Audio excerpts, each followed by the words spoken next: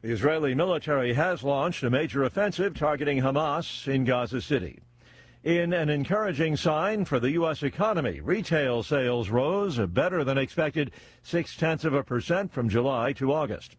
Several more states considering redrawing their congressional maps ahead of next year's midterms. Texas, California, and Missouri may have led the way, but the battle over redistricting is far from over. At least 7 states are considering new maps, likely to give either Republicans or Democrats better chances in the 2026 battle for the House. Republicans currently hold a 220 to 213 advantage, with 2 seats previously held by Democrats now vacant after their deaths and scheduled to be filled by special elections over the next several weeks. Bob Agnew reporting. Actor-director Robert Redford has died. He was 89. On Wall Street, ahead of the opening bell, the Dow futures down 44, NASDAQ futures up 45. More on these stories at townhall.com. Attention investors with a 401k, IRA, or retirement account. The dollar has lost over 25% of its value in the past 5 years, and it's only going to get worse. Are you prepared for what's about to happen next? We are Advantage Gold, the #1 customer-rated gold IRA company in America, and we are helping Americans prepare for the great de-dollarization by diversifying their portfolios with physical precious metals. We've partnered with former chief economist of the IMF, Kenneth Rogoff, to give away his latest book called Our Dollar, Your Problem, a must-read for investors. Call 800-741-GOLD, and we'll rush a free copy of Our Dollar, Your Problem to your doorstep, and include our special gold IRA investing kit, valued at $49. The dollar is losing value fast. Call 800-741-GOLD now to get your free copy of Our Dollar, Your Problem, and our free gold IRA investing kit. Supplies are limited. Consult your tax and financial professional before investing. Call 800-741-4653. That's 800-741-GOLD. President Trump is headed across the pond. The British government hopes a multi-billion-dollar technology deal will show strong transatlantic ties despite differences over Ukraine and the Middle East. President Trump will meet with Britain's King Charles III at Windsor Castle. Mr. Trump will also hold talks with Prime Minister Keir Starmer at Chequers. This marks President Trump's second state visit to the UK, a first for a U.S. president. Correspondent Andrew Stewart.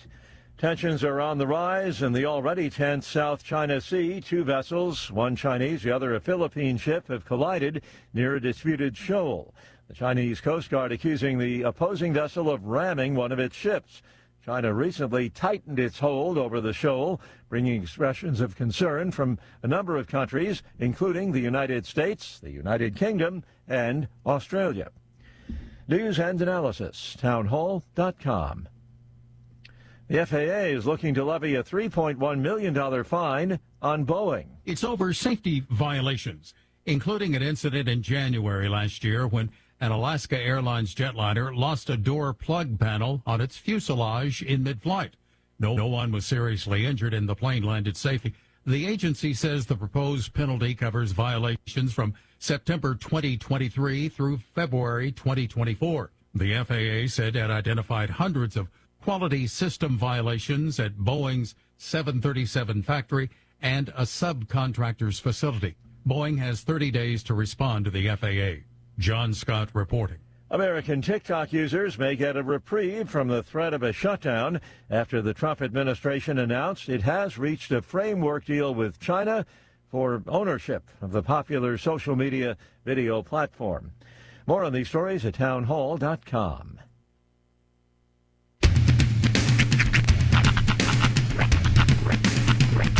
What in the wide world of sports is going on here? I promise you, whatever scum did this, not one man in this force will rest for 1 minute until he's behind bars. Now let's grab a bite to eat. Yeah, come on. I feel the hot wind on my shoulder and the touch of a world that is older. I hit the switch and check the number. I leave it on and then I slumber. I hear the rhythm ringing through it. Flamenco guitar and cumbia music. I hear the talking of the DJ.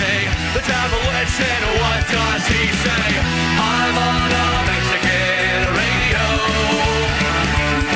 I'm on a Mexican radio. Broadcasting live from high atop the J.P. White Building in downtown Roswell, New Mexico. It's Mornings with Mike Winters on 106.5 Roswell's Talk FM. Is that what I sound like when I talk? Now, here's your host, Mike Winters. And good morning, one and all. Welcome to Mornings with Mike Winters. I am he.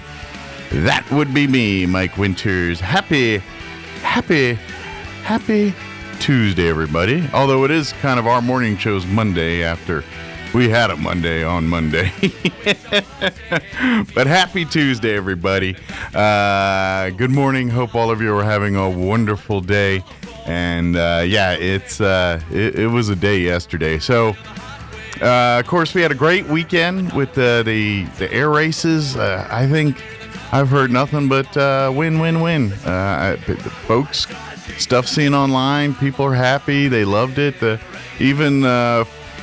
was hearing a little, online kind of, because there was always the group of, I will never go to Roswell. You get that kind of, they hate change or the change is not really good for them on this particular, so they don't embrace the change and kind of are that curmudgeon. There was some of that going on about moving the races from Reno. People were salty it was leaving Reno. But even people were talking online about, everyone was, but this was great. They did an amazing job. I saw a lot of Roswell's amazing hosts, and so I think we had a victory this past weekend, and great job by all the folks that were involved in making that a success. I know a lot of us were nervous, but and you know what? It wasn't perfect. Yeah, there were some lessons learned, but you know what? I think we proved that, hey, that we could have an air show here, and I think even next year is going to be bigger and better. They're already announcing. I saw on one of the stories that the Thunderbirds are going to be at next year's air show. It's kind of a big deal. Like if you want your air show to be official, you have the Thunderbirds or the Blue Angels, and that kind of says, yep, that's legit. And so for them to have, for us to have that next year, that's pretty cool. But yeah, thought that was great. So yeah, everything was great with this past weekend. Of course, on Saturday now we had the rain situation, and we had some storms going through, and of course Piñata Fest was going on downtown, and so there was so downtown we lost building power here on Saturday at one point between storms and probably just with Piñata Fest and everything else going on, just a overall suck down of the power grid downtown here. Anyway, the building lost power, and when it fired back up and things, some of our computers didn't take too kindly to it. When I came in yesterday morning to start the workday, it would have been one thing if one computer was down, but like the three computers we needed to do a morning show, all three were down. I came in and my on-air computer was up. It's not here in front of me, but it's up because the station's on the air. But my access to it, I have to remote into it every day. That was down. So that was strike one. I get in, and then my on-air computer, or my work computer, the one I make commercials with, the one I play audio from and things like that, interviews, all the stuff that I use pretty integral on the show, also was not working. It had like a weird date. I don't know what today is, and it was asking questions that usually spell expensive to fix a computer. So I was like, uh-oh. And so I had that going on. And then our video computer was not working, and the cameras weren't syncing up, and so we had everything, the video stuff, none of it was. So we got it all back about 8:30, 9 o'clock yesterday morning. But at that point, and we would have been 2 hours into the show. So that was what happened yesterday. Our apologies there, but we're back to 100 here this morning, getting all the computers, and it turns out my computer, the one that had the blue screen of death, it was actually doing an update right in the middle of when the power went out, and the computer kind of said, I don't do it with my hands, and then just froze up. And so he had to go take it to his shop and, I don't know, bang on I don't know, whatever they do, and then it works. So all good there. But so it was a fun day yesterday. So hopefully today, much smoother sailing there.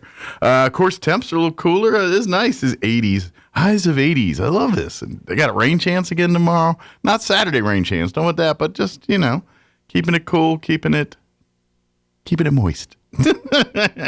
Keeping it classy.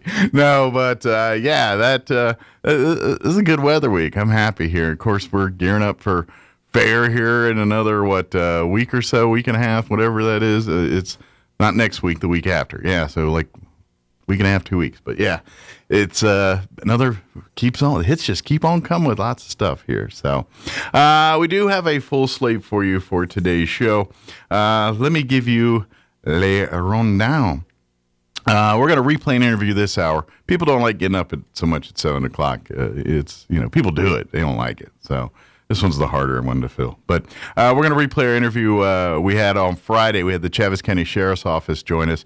We first had Sergeant Isaac Nava joining us, and then the sheriff popped in about partway through the interview, and then undersheriff popped in about through the other, and then we finished out with all three of the folks there. So we had a fun conversation with the sheriff's department on Friday, so we'll play that interview for you.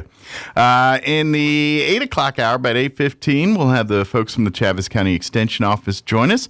I imagine Tamara and or Katie joining us, and we'll talk about that Eastern New Mexico State Fair coming up. Other things going on through the Chaves County Extension Office. Of course, I know Christmas is not that far away, but their holiday showcase, all that stuff, they're gearing up and getting ready to have those events that are just about a month and a half away here. So kids are going to be graduating when you blink an eye. It's just how it is. So, but anyway, so we'll have a conversation with the folks from the Extension Office about 8:15. And then in the 9 o'clock hour, about 9:15, we're going to have I believe it'll be Damon Graham. I'm not sure if we'll have Rick or some of the other folks, but from the Leadership Roswell Alumni Association, they're going to join us about 9:15. Of course, the municipal election is upcoming here. We will have some decisions to make on for city mayor, city council, and school board. And as we always do, or as they always do, Leadership Roswell Alumni Association, they always host a candidate forum that allows candidates the opportunity to answer questions about why they're running and get a little insight. Voters get insight on that. But they're going to be doing that event at the Pueblo Auditorium on September 30th, and we will be streaming it live on KSVP TV, live streaming video, and on the radio as well, that event. But Damon will join us to give us more information, talk a little bit about their candidate forum happening here on the 30th. Plus, we'll have all of your other features that include newses of the local variety, national variety, Wall Street business update, Kim Commando, sports, whatever else we can come up with for today's show. Before we do any of that, though, let's go ahead and get you up to date on the weather. Weather this hour brought to you by Southwest Bearing under new ownership. Custom solutions for your heavy equipment, hydraulic hoses, hose repair, bearings, seals, sprockets, belts, tools, fluids, and fittings. I'm meteorologist Steve Hamilton with your Pecos Valley weather. Fairly comfortable daytime highs today in the upper 80s. We should stay sunny. Overnight, maybe a few clouds and low 60s. We do have a chance of a shower or thunderstorm coming up on Wednesday afternoon. Some sunshine, though, and it looks like we'll stay in the upper 80s. Again, a chance of a shower or two on Thursday. Most of those will be in the afternoon. Maybe a thunderstorm, low 80s. I'm meteorologist Steve Hamilton, and that's your latest forecast. Thank you, Steve. Currently 62 degrees here in Roswell. Humidity is at 90%. Winds are calm at the moment. For today, sunny skies, 87 for a high. South winds 5 to 10 miles per hour. Not too bad. I'll take that. It's a pretty good day. Tonight, expect increasing clouds with an overnight low of 62. South winds 5 to 10 miles per hour. For you Wednesday, there is a 30% chance at afternoon showers. Partly cloudy tomorrow, high near 85 degrees. Winds will be out of the south, 5 to 10 miles per hour. Sounding pretty good to me. Partly cloudy, 85. Maybe see a little moisture in the afternoon. Call that a good day, too. Tomorrow night, 20% chance at showers and thunderstorms before midnight. Otherwise, partly cloudy. Overnight low of 61 with south winds 5 to 10 miles per hour. Thursday, 30% chance at afternoon showers and thunderstorms. Partly cloudy and a high near 84 degrees. Southeast winds at around 5 miles per hour. Thursday night, we're looking at a 20% chance at showers and thunderstorms, mostly cloudy, overnight low of 61. 20% chance of rain Friday afternoon. This is the ones we don't want. Mostly sunny, 83 for a high. I mean, the temp and everything, that's beautiful, but no rain for the afternoon or evening, please. Not for Football Friday. We've had enough. We really have. Maybe we need to move football on Mondays. Just saying. It don't seem to rain on Mondays, just on Fridays right now. So I don't know. Just saying. Think about it. But for Friday night, we are looking at a 20% chance of showers and thunderstorms before midnight. Partly cloudy, overnight low of 63. Then looking at the weekend, sunny and 89 for Saturday. Sunny and 92 on Sunday. So a little warm up for the weekend. No talk of rain either. So that's good. Picnic plans, all that. All right, 7:17. Let's go ahead and take a quick commercial break. We'll get you into your Roswell livestock update with Smiley Wooten. Then we'll finish out the break, and then we'll play our interview with the Chaves County Sheriff's Office on the other side. Don't go away. You're listening to Mornings with Mike Winters.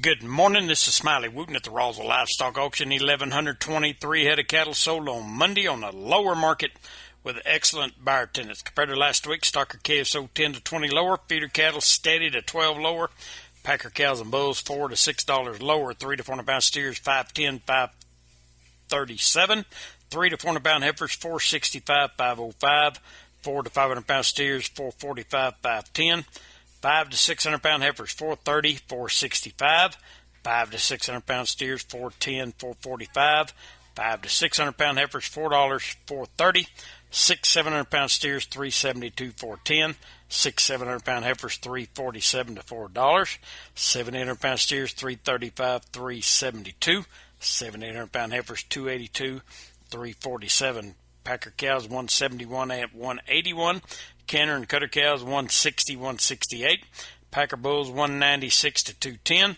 feeder bulls $171 to $182. Top half the cow-calf pairs not well tested. Top half the bred cows $2,800 to $3,250 per head. We do appreciate the business, and we'll talk to you next Monday morning. This is Smiley Wooten, Roswell Livestock Auction.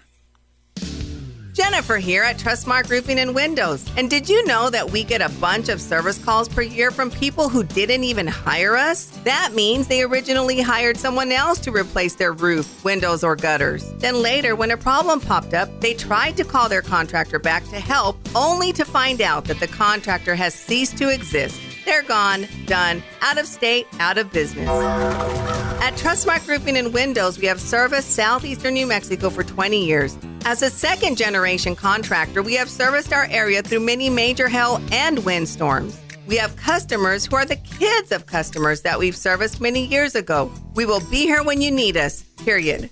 For roofing, gutters, or windows, visit trustmarkroofing.org or call Trustmark Roofing and Windows 575-755-ROOF. That's 575-755-7663. Trustmark Roofing, we put people first.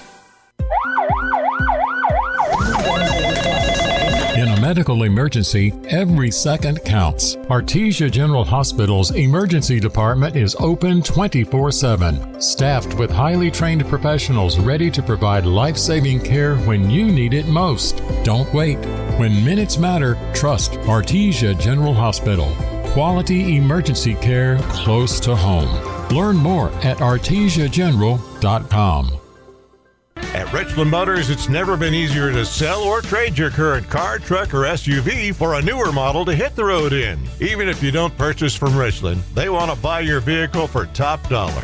But if you do buy from Richland, don't forget, they're the home of the powertrain warranty for life. That's a whole lot of confidence for you. See Richland for details. 2nd and Sycamore and 1309 Southeast Main. The ultimate Wi-Fi experience is now available to you thanks to Smart Home Wi-Fi with Plateau. Get fiber-to-home technology 100 times faster than average household internet speed. Plateau has multiple plans and options to fit your family. With Fast, get true 100 megs per second download and upload speed. With Faster, get true 500 megs of download and upload speeds. And with Fastest, you get 1 gig. Learn more at plateautel.com. Get the speed you need with Plateau. Tried, true. Trusted. Pecos Valley Broadcasting has immediate entry and experience level and radio and live stream video sales executive positions open in Artesia and Carlsbad. You'll work with our amazing team to build and maintain accounts and dive into advertising and marketing promotions. Experience in sales is preferred and bilingual opportunities are available. Base guarantee plus bonuses and commissions. Apply now. Email your details or resume to hireme@pvbcradio.com. Take your career to the next level with Pecos Valley Broadcasting, an equal opportunity employer.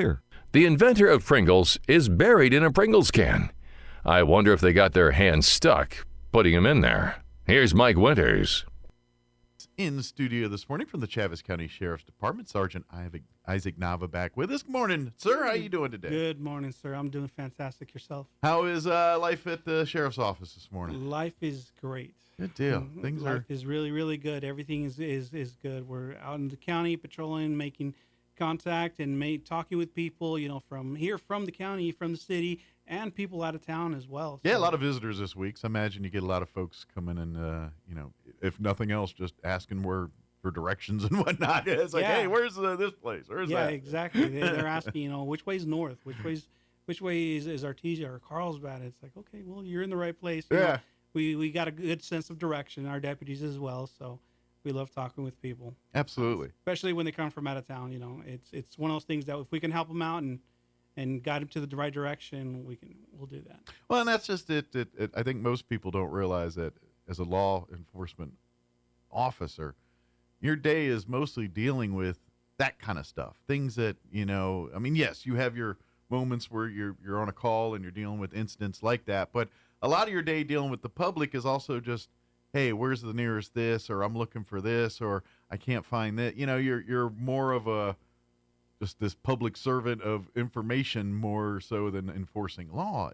That's almost equal parts of the job here. Yeah. And you spend most of your day doing that kind of stuff, and then you have those moments, okay, we got a bad guy doing bad things, and we need to deal with that. But even then, we still have to deal with the people. We still have to deal with the public. Yeah. We have to deal with the victim or with the subject, whatever it is. We're constantly dealing with people, and that's what we are. Is we're people persons. I am kind of curious just to see, because obviously it's been a crazy week here with what's going on in the news and everything else here.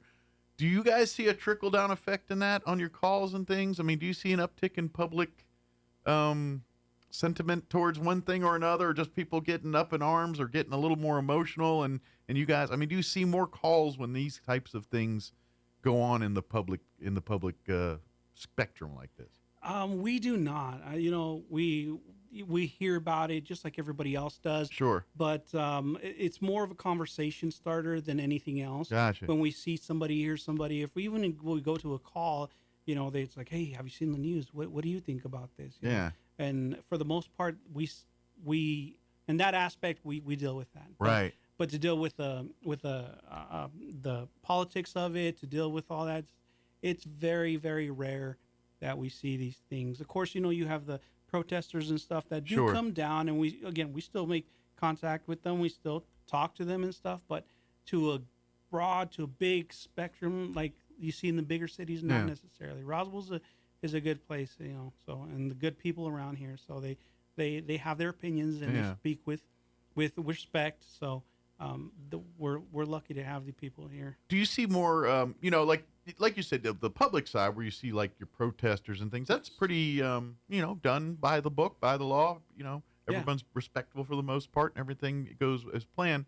But what about like the mental health side, where because you look at the real world and what we're doing and how people treat each other. That's not necessarily the same as the social media world. You get on, pick your poison, TikTok, Twitter, X, whatever the poison is.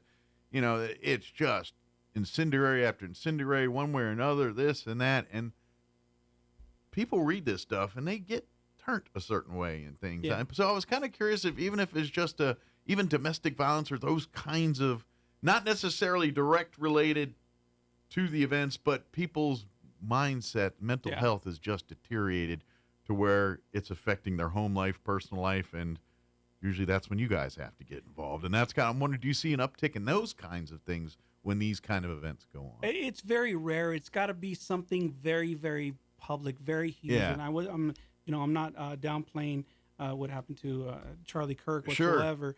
But for the most part, things like that are more. It's like, hey, have you heard about this? What do you think of it? And, Sure. And people talking, not necessarily. Exactly. We have. I just didn't know if you get a lot discussions of calls where like a family starts arguing because of this kind of stuff, and then you guys have to end up, being referees on these types of things. I didn't know if that stuff you see more often than not. Morning, Sheriff. Morning. How are you? Sheriff Mike Harrington, popping in on the conversation as well here. I don't know if you caught we were kind of talking about, but just talking a little bit about. Do you see more mental health type calls when you guys are dealing with this type more of thing? worldly type things going on, and a lot of people having a lot of opinions on things? So I will tell you, we have more calls in reference to family disturbances over football games, basketball games, more trivial things. Dallas Cowboys cause more fights. Well, I can see that. You already know. I had a bad night last night, man. Football's a 4-letter word to me. So, just like that. But no, this other thing is, it's more of an emotional type thing. People don't understand, and we don't understand. Sure. When something like that happens, and whenever you see it happen live, there's this one hit something. different. I mean, when you're seeing that kind of violence, so basically, that's so it's hard for that's PTSD people dealing with that. Some people aren't equipped to deal with seeing that kind of. So like Sergeant Nava said, it's a conversation starter for us, as well as an icebreaker as well, because people will talk to you about it, but it's not the reason that we're there. It's something that they will bring up, and we also will say, we're here because the world is crazy right now. Did you just see what just happened on TV? Sure. And so by doing that, it's given us this deal. But like I said, for us, because Charlie came here to Roswell. I mean, a lot of people have been to I don't know how church many on the move, Facebook pictures I've seen of people I know that have pictures with him because he's right here in our backyard. Yeah, really hits home for us, and also anybody who is taken out in a senseless murder like this is just absolutely crazy. Well, and I think, and this is the part that I don't care what side of the fence you're on. Right. Should scare everyone. Yeah. The man was killed, and I don't want to get in the whole thing, but at the end of the day, the man was killed to talking, and he was talking about, and one thing that this country always stands on is freedom of speech and freedom of your ability to say things, even if we don't agree. Yeah. And yes, you could disagree with him vehemently, but what happened to him this week is not. No.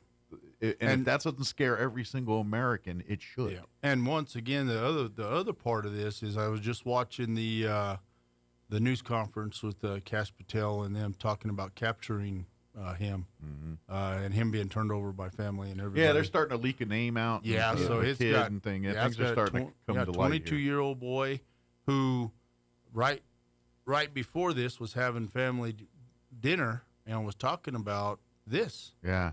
And but nobody wants to say anything because they don't take it serious. And in our world today, we are trying to teach you have to. You hear somebody say something like this, or even even laugh it off. You got to tell somebody. The mindset's different than it is different when we were younger. You know what I mean? Even and I'm not trying to, it's just like. People said things back then that was never taken with like, I'll kill you, bud. Yeah, it was never. yeah. You know what I mean? Like it was never like nowadays. You're like, is he serious? Is he I serious? don't know. Yes, and that's where we've gotten as a society, and that's why. Whereas we grew up in a place where people just. And you know what I mean? We just say things and say things. Come in. Hey, come on in. I got another chair. No, come good. on up. Come on in here. So that's one of the reasons, we encourage people to. Charles Eastlis, Undersheriff, joining in on the conversation. Come on in. Well, that's one of the reasons we encourage people to have a civil dialogue and to talk with us. We will always we will have disagreements. Yeah. But we encourage to have that dialogue no matter what. Yeah. And that's what we're here for as well, is to make sure that people that have that civil dialogue with each other. There's nothing wrong with it. You can disagree with me, with whoever it is. Absolutely. As long as you have that open dialogue. This is we can always keep talking. Yeah. And the other side of this was a major thing. This was viewed on TV, so it's the talk of everything. Yeah. But during the same time period, you had a school being shot exactly, up, which got really overshadowed. And those kids and kids were killed. And kids were killed.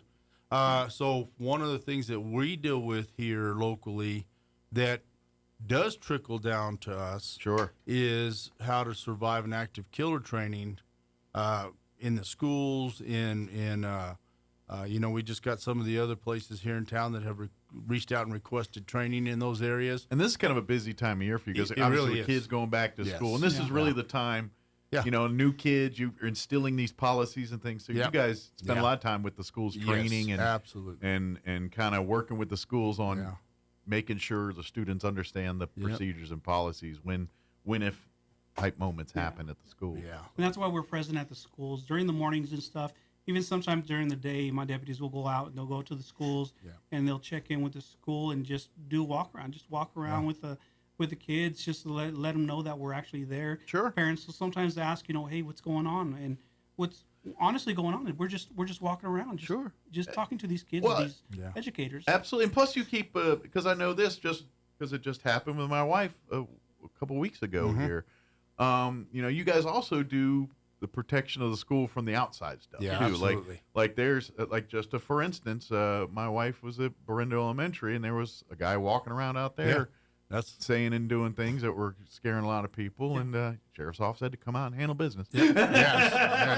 And let me tell you at that school I have an SRO out there that will take care of business. She's fantastic. But I've got my two SROs, the city's got their SROs, everybody's working great together. We are covering any school and every school in Chaves County. We don't have no issues with where it's located. If they need us, I will send the SROs out there. We'll go and we'll teach stuff. We'll do things. But the other thing, and going to something a little bit better, is the air shows here in Roswell. We have I'm going to tell you, I have been just worried about the air show, not because of the money that it was going to bring to us and the crowds people, and the crowd, the number of people was worrisome. Yeah, to you're me. the sheriff, and your job is to serve and protect. Yes. And that's you got a few other extra people to protect this week. Yes, and that might give me heartburn. So I had reached out. I had easily up to 50 different deputies coming from other counties, and as of Wednesday, I have just basically told everybody to stand by. Let's see what today, tomorrow, and the weekend brings. Basically, we're hoping for more people, but I will tell you, things have been smooth. I've been hearing nothing but it's delightful. Like very clean, smooth. trash, parking. Like everybody's saying, it's smooth as butter out there. And the people who are visiting here, I have talked to a lot of them because I'm out there just driving around and talking to everybody.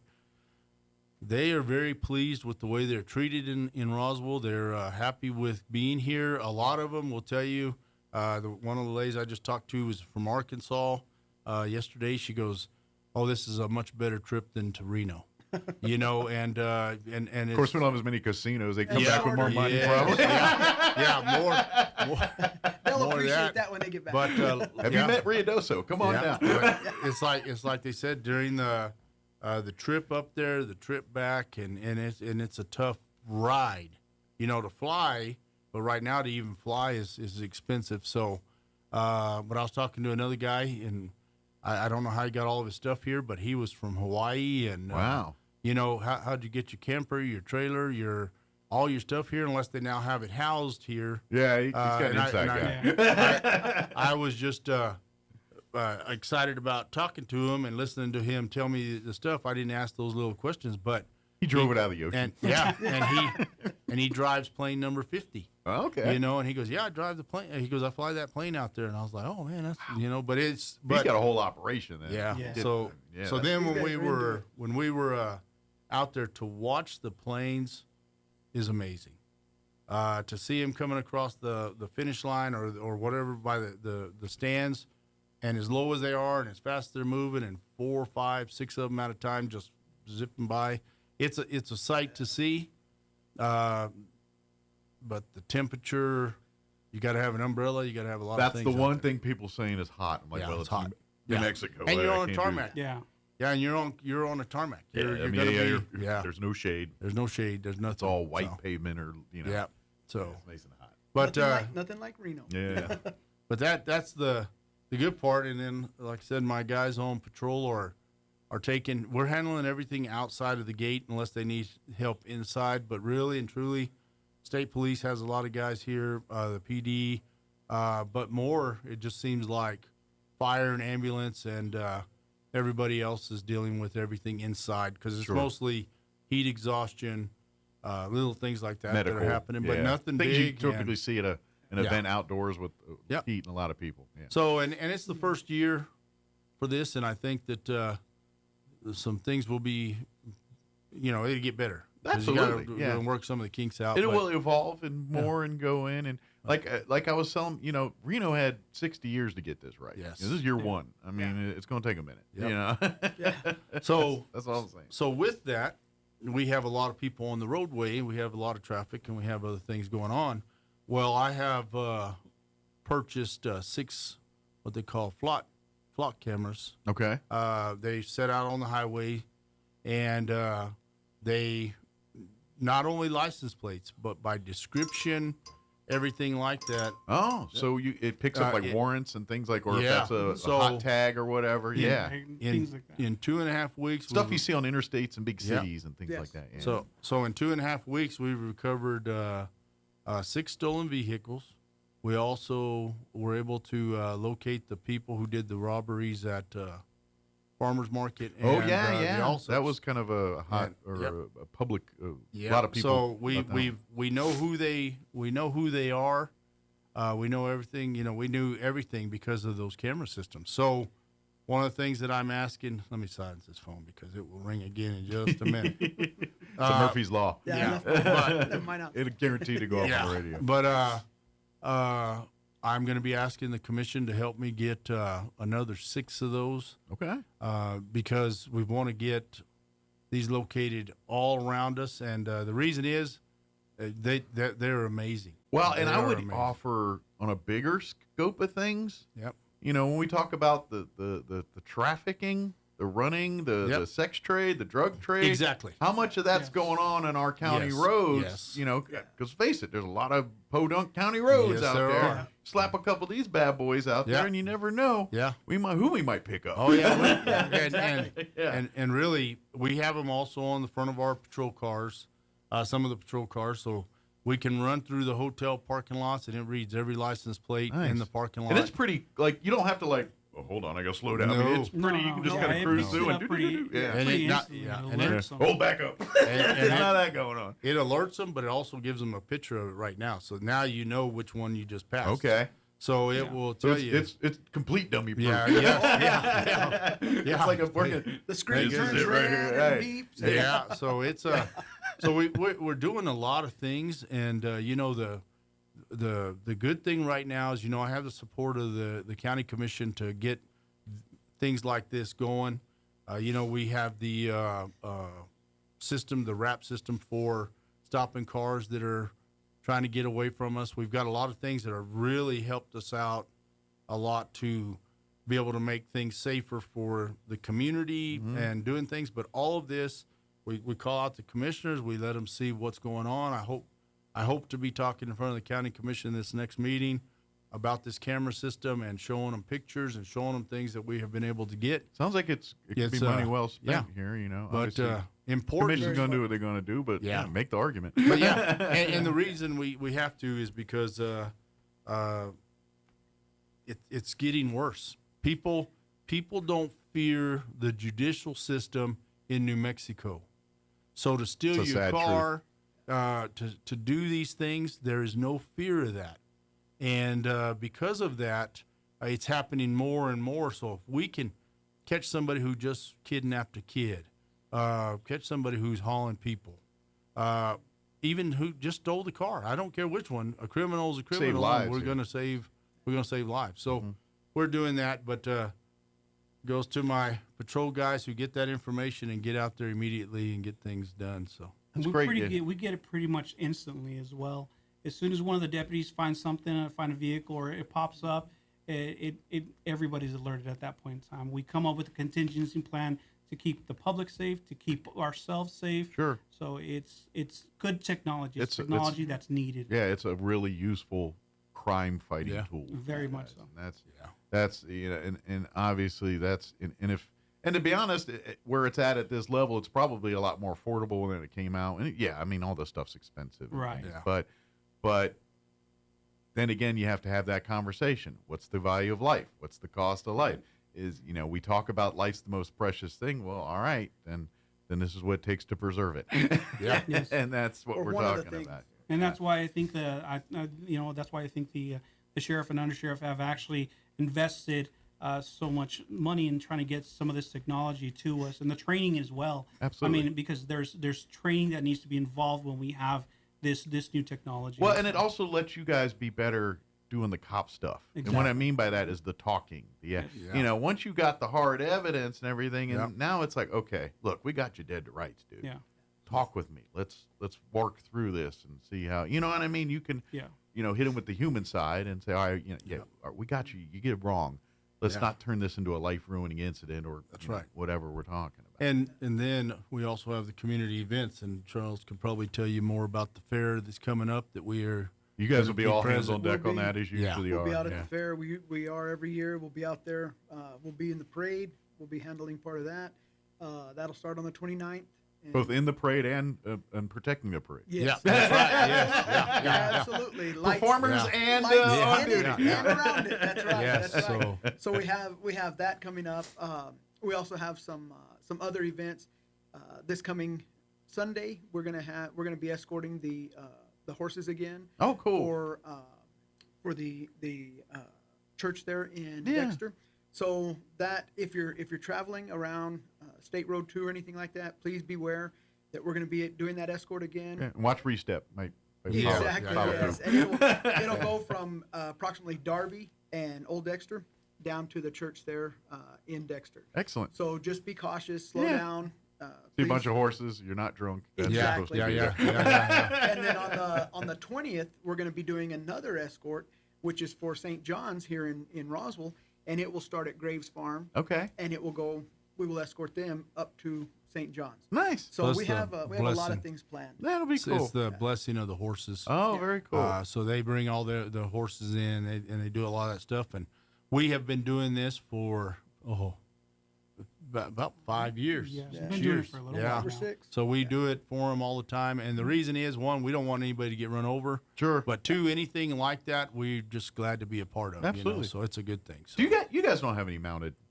No, we deputies, do you? We have a saw deputy. a rodeo once with ours. So we had him out at Lake Van. I don't know if you remember. We had 4 years ago. Yeah, we had one of our deputies was thrown from his horse, and then my other one is Lieutenant Drake. Okay. So he sits on his horse, and his feet still touch the ground. He looks like a Shetland. He needs an elephant, not a horse.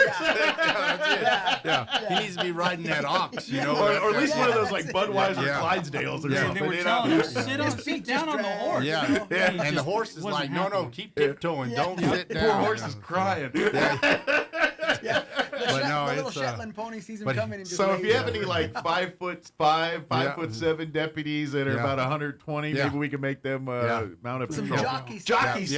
Yeah. But if I'm gonna, and that's just me. I'm the only one that's that size there. But I will tell you this: then I want the littlest. I want one of those Shetland ponies, so it's not so far to fall off. Well, exactly, you do want it high. Wear a helmet. Yeah. And that Shetland will still be screaming, "Get off me!" You know. So. Well, the sheriff and I we were actually talking about that about 4 or 5 years ago. Yeah. And, you know, we remember watching the parade and watching them come down on the horses, and they still do it up in Lincoln County. And things. Yeah. I'd love to have that. And we were sitting out there, and we saw that happen. The sheriff's like that. Looked at me, I looked at him. I said, "Well, that's why we don't." That's right. Yeah. So it's workman's comp would eat us up. But we do have deputies that have horses and are available. I said, do we have any horsemen that are deputies? Yeah, or deputies that are horsemen. Maybe that's what it is. Yeah. So, but when you're 8 feet tall, man. Yeah. Well, I'm sorry that you're just not built for the game. So, you know what I mean? No. So now, no low-lying trees. when Drake comes in on his horse, he's got to have a big horse to hold him. Right. So it's like one of those Clydesdales that come in. Exactly. But it's an impressive He loves sight. the horses, but the horses don't love him. That's the problem. You gotta. So it looks like a Clydesdale coming in, but but anything that we need, we have access to. You know, we have vehicles and access to get into a lot of places now, absolutely. and so we're working on. Yeah, you can do all that. They're just fun to have. Oh yeah, no, yeah. You know, we're talking about all horses. Like, it is kind of cool when you see mounted patrol kind of doing events and things. Yeah. Except for that clown behind him with the wagon that's dressed like a clown that is having to pick that's up only the so stuff. nobody recognizes him. Everybody's got to pick up the poop sometimes. That's right. Yes, He's right. been on doo-doo patrol. Yeah, you know, he's like, gosh darn, So it's kind of like when you see the Shriners with their little go-karts in parade. Yes. And then one of those little go-karts break down and they got like a tow truck go-kart that tow trucks the broken go-kart. You ever seen that? Yeah. You know, I saw some of those that were for sale online. I came real close. Do you have to be a Shriner to buy one? Like, is there some code I think you have to be a certain size. I don't think I'd fit in one. I didn't know if you got to do a secret Shriner handshake to buy it or something. Or like, it has a kill switch on it. You do not deserve the go-kart. Sorry. But we will, as we get closer to October, we're going to have several events in October as well. You know, candy, and we'll be at all these different events. And then, of course, in November, we have the Sheriff's Department's going to hoard all the candy in the entire community. Oh, yeah, we have seen that, yes. So we're doing the canned food drive for Tascosa. Tascosa. Oh, okay, cool. So in front of our at our office in the front doors, we have a box set up for anybody who wants to bring us canned goods. Okay. But the other thing, we do need candy donations. Right now, it is not too early. It's never too early. And the other thing about it is that the price of candy has come down from what it used to be. Good. You know, so that's a good thing. So hopefully that will help us because get something a little nicer than Tootsie Rolls. Bump up to the Kit Kats or the M&Ms or something. Tootsie Rolls pull your teeth out. But like I tell everybody, it doesn't matter what you bring us. We'll take the Tootsie Rolls because the kids. When we go out to these events and we're able to give stuff out, it is just. Let me take your candy. We don't give out a piece of candy. We give out. It is usually a handful. But the thing about it is, it's for us. It's our way to interact and to become a memory for these kids of dealing with the police. And they do remember. They see us, the men and women in uniform. They see a good thing and a positive experience, and that's what it's about. Yeah. So. Good deal. Of course, if you guys have any questions about anything, don't hesitate. Come by the sheriff's office. Come by. Absolutely. They're always taking applications, even if they're not necessarily hiring at the moment. They're always collecting applications. And we are hiring. Yes. Go to the county's website. You can apply directly there, or come by the sheriff's department, and they'll be happy to sit down and talk to you about the process and do all that. And of course, all the Facebook page. If you got any problems, don't hesitate to call. And of course, if you see them out and about, come by, say hi. Yeah. See them in the having lunch or on break there. Come visit, say hi. Never need an appointment or an invitation. I say buy them lunch every once in a while. Of course, thing you don't realize is we have a lot of cool restaurants. We do. Yeah, we and do. We really do. I know a lot of times your money's not good in a lot of places y'all walk into. Well, there's times whenever we pay it forward and we get to pay for somebody else. Yeah. So if It's they a do that win-win. with us, Yeah. the person coming up behind us, I'll usually Yeah. I'll tell you how it usually works is whenever somebody pays for your meal, the waitress gets a good tip. That's a good call. So what we do is we give a tip all the time, but the thing is we always give more whenever you have more. So we pass that forward, but you guys get. We are really in our community, the businesses, they're very supportive, and the people are so supportive, and that's why I got steered on the ride on. I was like, that's really cool. Yeah. That's why when you watch, now your money's not good. Go eat. That's why when you watch TV and you see the hate towards police officers, like in Chicago and all these other places, it doesn't seem real because we don't experience that. You know, we have people who. Some people who we've dealt with that don't like us. Sure. But not everybody's your fan. But frequent flyers. It's that 1%. 99% in this community really do support us. And I guarantee you, if they ever see you fighting one of us, you'll be fighting 99% of the population because they'll be. They back the blue around here. Yes. Where's the brown in this case? It seems like a whole different world, a whole different place. Yeah. You know, Can't from even Chicago, from anywhere else. You come here, people talk to you. A lot better than they do in other places. Well, we are one of the few communities you walk down the street and say hi, and people say hi back. Yes, so yeah, and they wave at you with all fingers. All 5 fingers. Yeah, exactly. That's right. So that's pretty nice. I go to places they didn't do that. Yeah. It took me a minute to say, why are you saying hi to that people? They're going to beat you up, man. Yeah, but it is nice. So. But thank you guys. Appreciate all you guys do, and we'll see you here next time. Stay safe out there. Stay cool. Thank you for letting me jump in at the anytime. Come on in and help somebody. I guess stay dry tomorrow. We might get wet tomorrow, so we'll see. Well, that's going to be interesting. I don't know how the planes will. Hopefully it doesn't bother them too much. I don't know. I don't know. It's going to be interesting. So we sat on the tarmac one time while they de-iced a plane. Yeah. And I told them, I said, let us. I don't know if we. They're out there with spray cans, just putting WD-40 on the wings. He's new at this, and I'm like, whoa. Well, the guy was in the Air Force. Wait till they start putting speed tape on the plane. You're like, well, they're taping the plane back together. I told him. That's why whenever I was in, they said, "You want an incentive flight?" I was in supply. I was like, no. I know the way we handle those things. But thank you so much for having us. Thank you guys. Yes. That tape was pretty good, even though it does look scary. You're like, they're taping the wing on, man.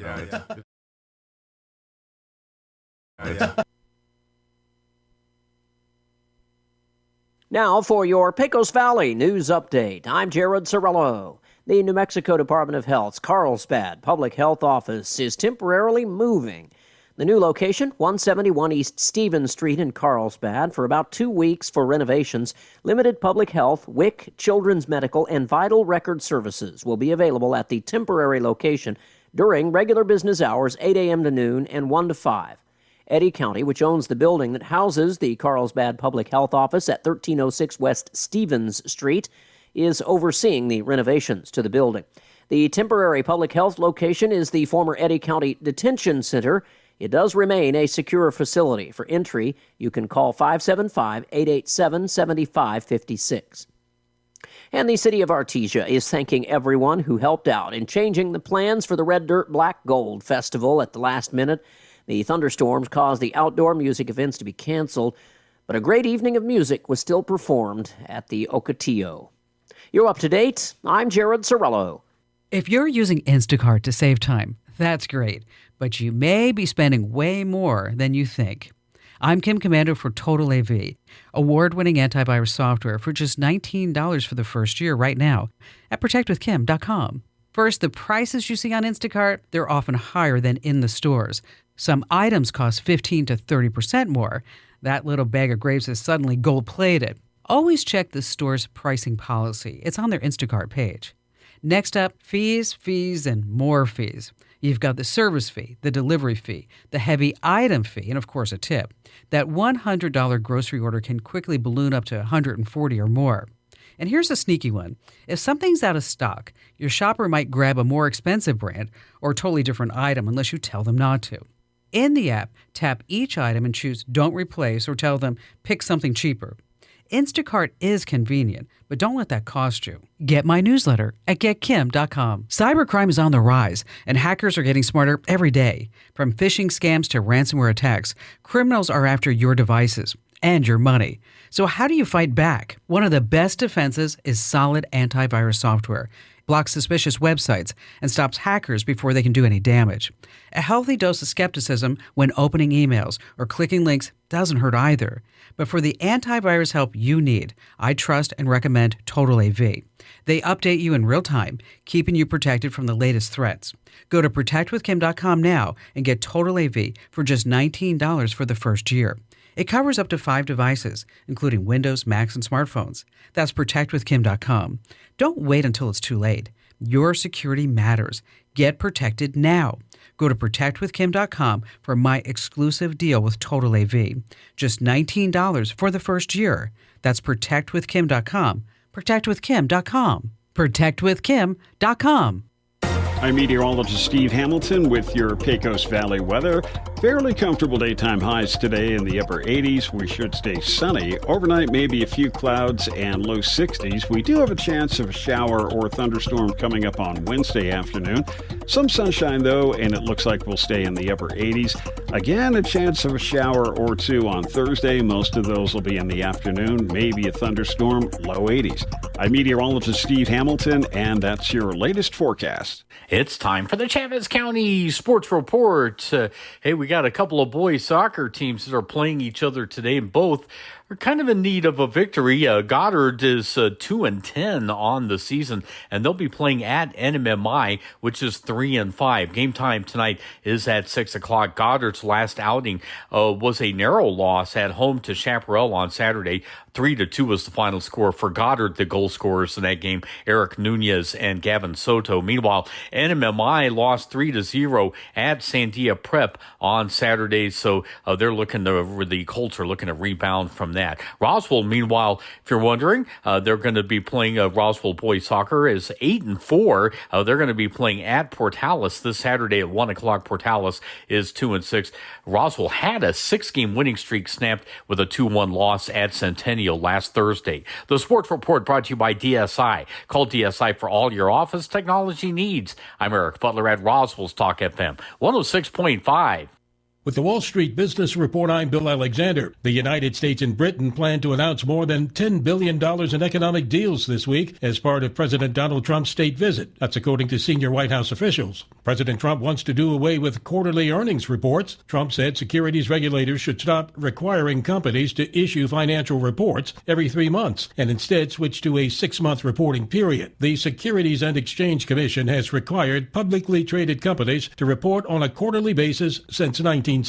McDonald's plans to invest $200 million over the next 7 years to promote regenerative agriculture practices on cattle ranches. The techniques aim to conserve water, enhance soil, and reduce the need for synthetic chemicals and fertilizers. The British arm of German discounter Aldi said it would invest to accelerate store expansion, doubling down on its commitment to the UK market despite a 21% drop in annual profit. For the Wall Street Business Report, I'm Bill Alexander in Washington. At Richland Motors, it's never been easier to sell or trade your current car, truck, or SUV for a newer model to hit the road in. Even if you don't purchase from Richland, they want to buy your vehicle for top dollar. But if you do buy from Richland, don't forget, they're the home of the powertrain warranty for life. That's a whole lot of confidence for you. See Richland for details. 2nd and Sycamore and 1309 Southeast Main. Bush Appliance presents Adventures with Spinal Tap. So do you do you actually use all of these Whirlpool washers and dryers? Well, I play them or use them. I cherish them, really. Mm-hmm. This Whirlpool dryer right here, this one is top of the heat. No question about it. Look at the flames on that one. Oh, wow. Okay. It's quite unbelievable, really. This one is just perfect right here. Listen. Now, when you say perfect, I mean... Listen. I don't hear anything. Just listen to it, mate. I'm not hearing anything. Well, you would if it were broken. You'd be hearing it go, gitchy, gitchy, gitchy, gitchy. And you could go have a bite and still be going. Gitchy, gitchy, gitchy. This has been Adventures in Spinal Tap, brought to you by Bush Appliance. Who are you going to call? Bush Appliance in Roswell. Stop by 111 West Country Club Road in Roswell or call 575-622-6390. We could be at 110 West Country Club Road, but our address goes to 11. Talk radio has landed on the all-new 106.5 FM KEND Roswell. Luigi Mangione in New York state's case over the killing of United Healthcare CEO Brian Thompson. However, the state's second-degree murder charges still stand. Charlie Kirk's accused assassin makes his first court appearance today, set to appear virtually in Utah State Court. 22-year-old Tyler Robinson expected to face capital murder, among other charges. President Trump dispatching National Guard troops on a crime-fighting mission to Memphis. A person is 4 times more likely to be murdered in Memphis, Tennessee today than in Mexico City. It's been, and you know Mexico City is not a cakewalk. On the president's orders, another U.S.-bound drug-running boat out of Venezuela has been blown out of the water in the Caribbean. Vowing to destroy Hamas's military infrastructure, Israel has launched an all-out offensive in Gaza City. BBC Middle East correspondent Yolande Nell. Israel has been intensifying its airstrikes overnight, that there was relentless bombing, also artillery shelling and gunfire heard as well. Of course, Israel has been stepping up its strikes on Gaza City, which it sees as being a Hamas stronghold. Its forces have been pushing into the heart of the city for some weeks now, but there are also new Palestinian reports that tanks have been seen advanced into new areas of the city. Amidst all of that, we had the Israeli defense minister saying on X, Gaza is burning. American shoppers came out in force last month. Retail sales rose 0.6% from July, the third strong retail sales report from the Commerce Department in as many months. His work spans several decades. Actor-director Robert Redford has died. He was 89. Watching Wall Street, the Dow down 158 points. The NASDAQ is off 8 points. More on these stories at townhall.com. Here's an important message from the Diabetes Solution Center. Do you like pricking your fingers to test your blood sugar levels? No one does, but it's important to maintain your health. And now, by wearing a small remote device called a continuous glucose monitor, or CGM, you don't need to prick your fingers anymore. It's easy to use and helps you make more accurate diabetes treatment decisions. If you are testing your blood sugar 3 or more times daily, injecting insulin, or using an insulin pump, call the Diabetes Solution Center right now. And if you have Medicare or most major insurance coverage, you may be able to get a new CGM at little to no out-of-pocket cost. Shipping is free, and we'll even bill your insurance company for you. If you are testing your blood sugar 3 or more times daily, injecting insulin, or using an insulin pump, call the Diabetes Solution Center right now to learn how to end the painful finger sticks and get your own continuous glucose monitor, or CGM, at little to no out-of-pocket cost. Tensions flare as Chinese and Philippine ships collide near a disputed shoal in the South China Sea. China's Coast Guard has accused a Philippine ship of ramming one of its vessels near Scarborough Shoal. This disputed territory in the South China Sea is claimed by both countries. The Coast Guard reports that over 10 Philippine ships entered the waters around the shoal on Tuesday. They responded with water cannons. The incident follows China's announcement last week designating part of the shoal as a national nature reserve. The Philippines says it's filing a diplomatic protest on this. Several countries, including the US, Britain and Australia, have expressed concern over China's announcement. I'm Charles de Ledesma. A framework deal has been reached between China and the US for the ownership of TikTok. Treasury Secretary Scott Bessent says President Trump and Chinese President Xi will speak Friday to possibly finalize the deal. More on these stories at townhall.com.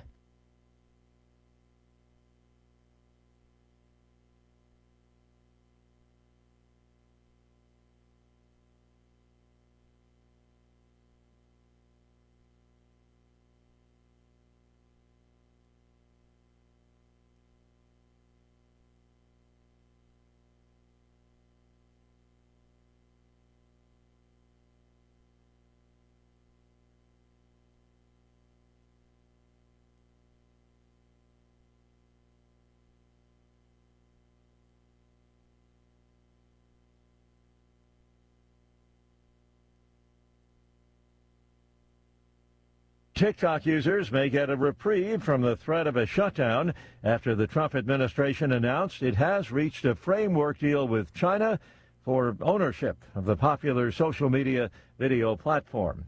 More on these stories at townhall.com.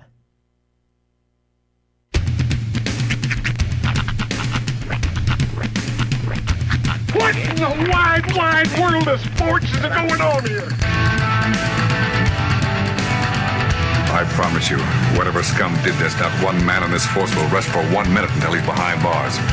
Now let's grab a bite to eat. Yeah, come on. I feel the hot wind on my shoulder and the touch of a world that is older. I hit the switch and check the number. I leave it on and then I slumber. I hear the rhythm ringing through it. Flamenco guitar and cumbia music.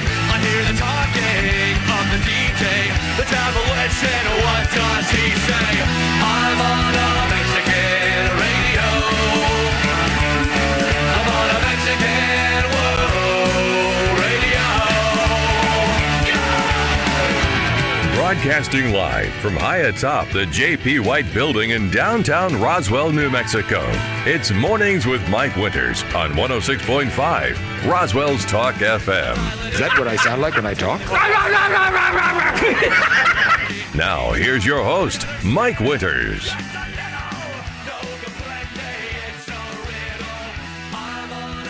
And good morning. It is 6 minutes after 8 o'clock. Welcome to hour number 2. The Deuce. Of Mornings with Mike Winters right here on 106.5 Roswell's Talk FM. Happy Tuesday. Indeed. Back to normal. Back once again. Think everything's back. Computers back. Show's back. We replaced the hamster on the wheel. That's right. It's all operating as good as it's gonna be. As good as it gets. Happy Tuesday. Yes. Happy weather's kind of digging. Oh, I'm the loving 80s. it. This is my favorite time of the year. We're not quite to the end of summertime. It's September 22nd, I think, is the last day of summer. Well, but, and this weekend we're supposed to hit the 90s again. Yeah. Like 92, 90. But like this week, 87, I think today. I think one of the days is like 85. There's like some rain chances. Nice. Like Wednesday, Thursday, Friday.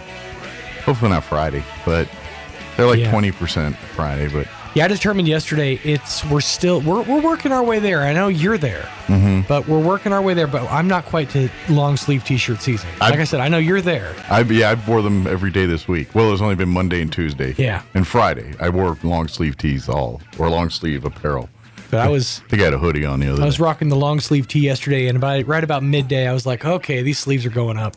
Well, it's weird. Lately, it gets cold in the afternoon back here. Yeah? And I'm like I wore the t-shirt. I'm fine in the morning, but by like 2 o'clock, I'm sitting here and I'm like kind of shivering. They bump up the AC in the building because it's warmer outside. It makes sense. And so I get a little chilled. So I kind of am thankful for my long sleeve in the afternoon. Mike dresses for the climate of the office. That's right. Well, that's where I'm always. I grow roots here. I think. I will say this, and it's funny because there's a Red Dirt country band called Left Arm Tan. But the one convenient thing about a long sleeve tee is while you have this sleeve rolled up for coolness, you have this sleeve rolled down for UV protection. There you go. Yeah, so that was beneficial yesterday. Exactly. I can eliminate the trucker tan. Yeah. Of course, if they were doing this in England, they'd have to do a whole nother song. Oh yeah, right armed. When we tour abroad, we call ourselves right armed. Australia and England, that song don't translate. we gotta hit the tanning salon just for this side. Those idiots don't know their left from their right. These bloody blokes.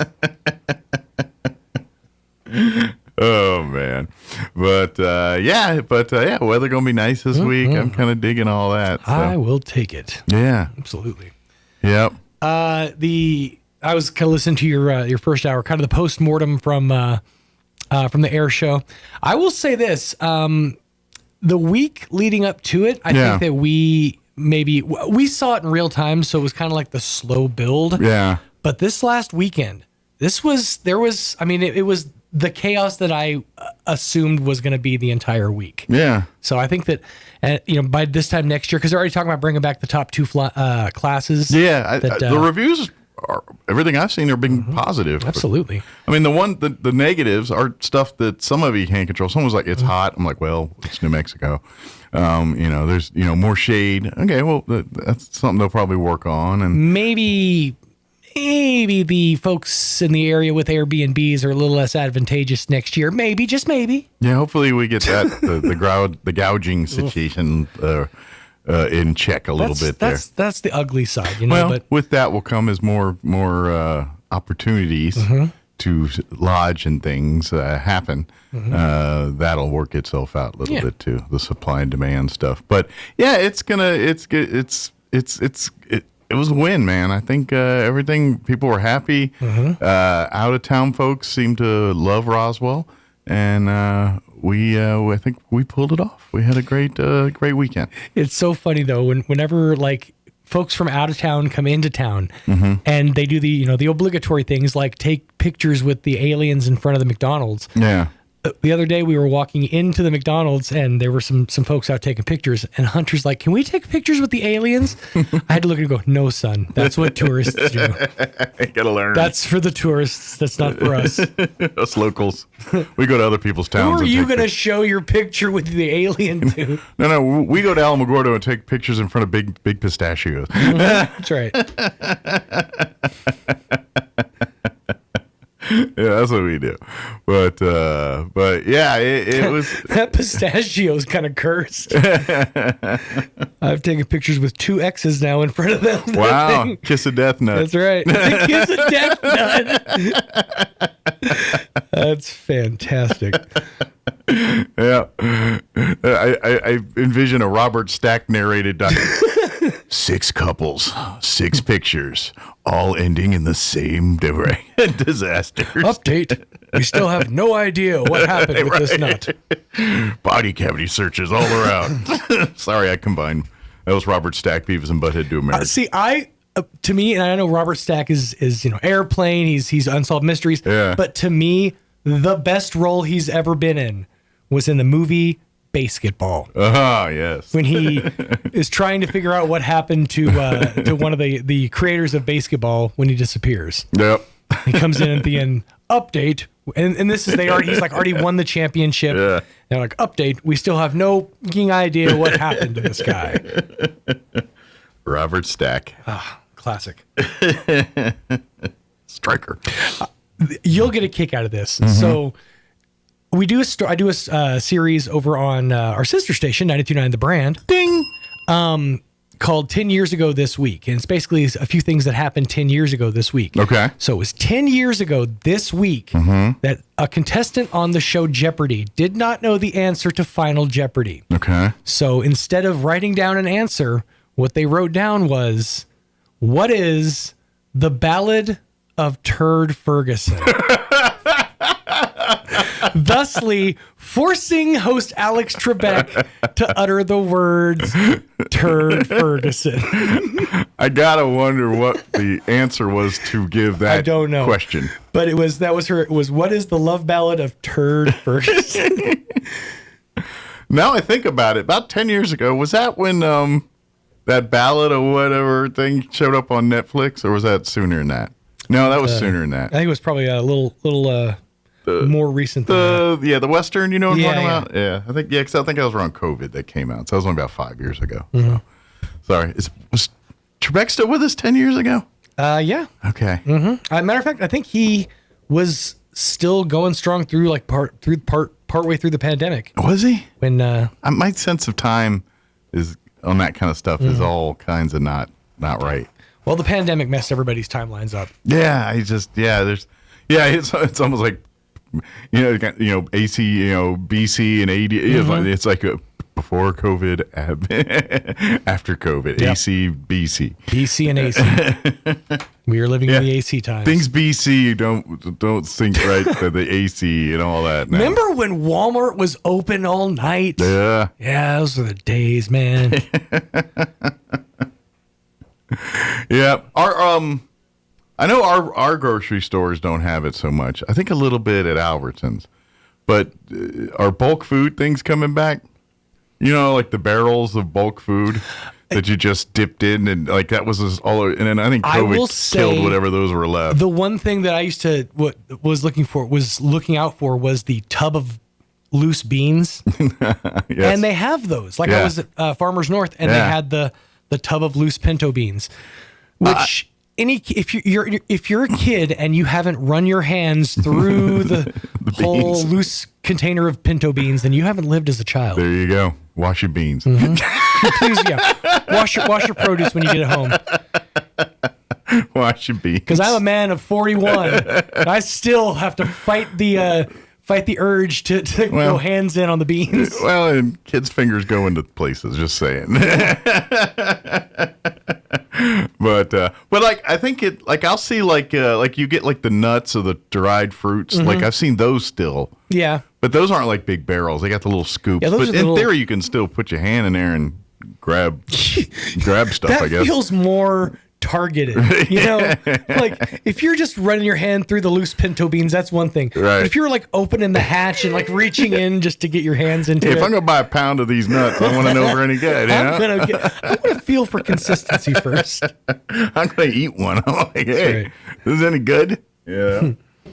Yeah. You know what's hard to find is, and I know they do this on purpose now, but when you go to buy grapes, every package of grapes is open now. Really? Yes. And is that encouraging sampling? I don't know if it's encouraging sampling or if somebody just comes along and opens them, customers or whatever. But every time I go to buy like grapes, I wonder Walmart, if that has something to do with getting water to them. Because you know how like they have the misters? Yeah, it could. And so obviously if they're sealed up in that bag, they ain't getting the misting. And I thought maybe it was so that you can lighten your bag so you don't have to buy as much, Let's say you don't want 4 pounds of green grapes. They made these purses for your grapes. And it's different when you go to, the fancy stores like your Sam's Clubs. But when you're slumming it with Walmart folk, we open our grape bags. Well, those in a pinch can be used as a purse at a stadium. Because, it's see-through? Yeah, because like most stadiums, you can't go to an event now without see-through luggage, basically. So in a pinch, get you some grapes. Where is that company that's making all the see-through bags? And like, when I was a kid, when I was in the 90s, the cool thing to have was the see-through products. Yeah. Like the phone that you can see all the internals. Then I come to find out. Watch. I come to find out later in life, the majority of those see-through products are still made today for prisons. Nice. Like when you can get from commissary, you can get like a video game system or console, but it's see-through. So that they can see all the inner parts and make sure you're not can't smuggle things in it. Smuggling, maps out and guns and stuff. Files. Nail files. Like they got so many needs for files. But it's just funny that the love of see-through products in the 90s has now found its way to the prison system. There you go, prison and stadium to get into get your stuff through. So I wonder, was there like a meeting? Like, how did it's like, I know. We'll make all of the fans have see-through bags to get in. I mean, I mean, I get it. So they and it's probably the guy in the corner going, I just so happen to have a company that makes see-through bags. What a good idea. You know what we should do? Yeah. See-through bags at stadiums. Big see-through bag. Was a conspiracy. Big transparent. The see-through bag man is the reason we're all doing this now. Yeah. It was all about and some, he's laughing all the way to the bank with that's his right. non-see-through cash. Exactly. Is our guest here? Yes. All right, very good. Is it Tamara? Is it Edie? Is it all the above? I just saw Tamara. All right, cool. Very good. Let's get the hour going. Aye. Because I'm running out of see-through bag material. Oh, I'm not. I got like a type 5. I've been working on for a couple months now. Now I want crab seafood bag.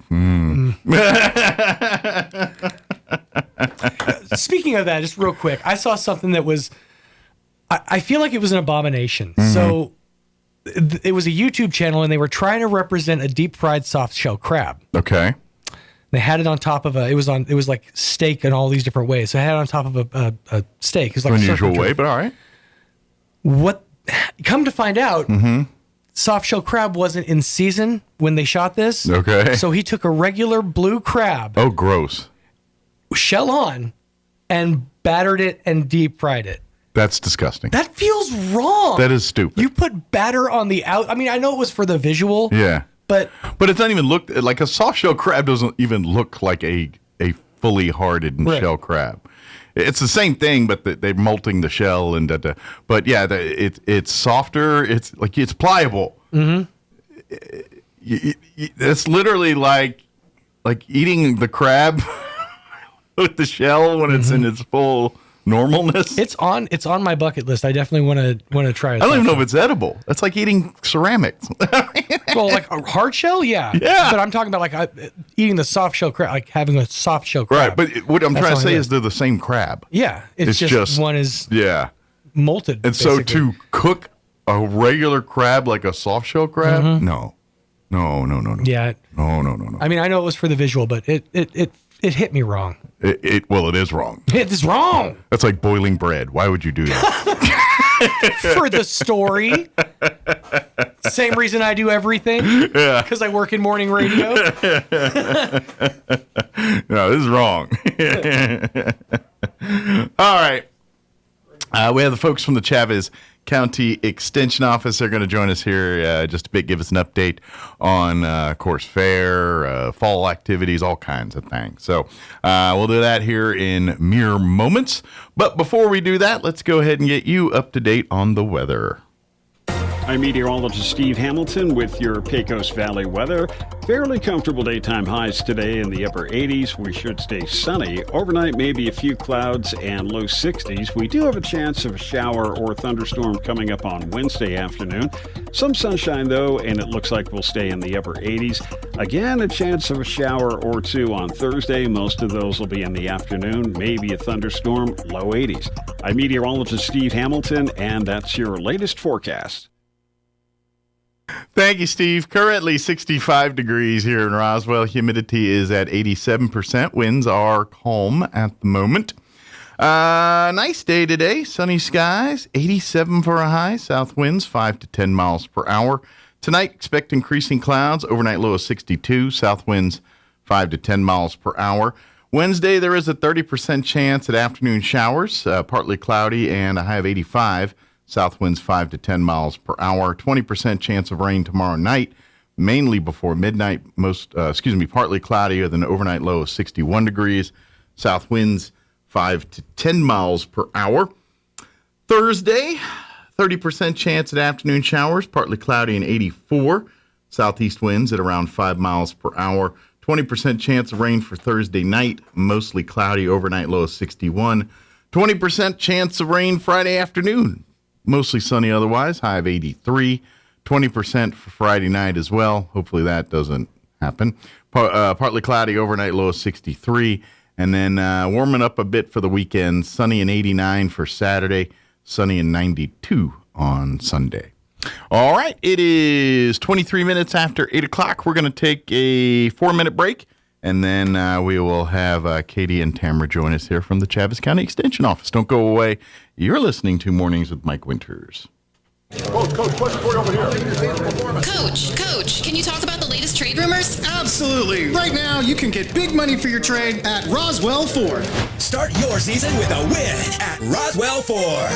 Right now, we need trades. So if you're making payments on your current vehicle and want out early, Roswell Ford will do whatever it takes to help you escape from your trade. Even if you owe thousands more than it's worth, regardless of make, miles, or condition. With 0% APR and no payments for 90 days. Worried about your credit? Don't sweat it. Roswell Ford has partnered with more aggressive lenders who will push to approve your credit with great terms, with good credit, no credit, or even if your credit is less than perfect.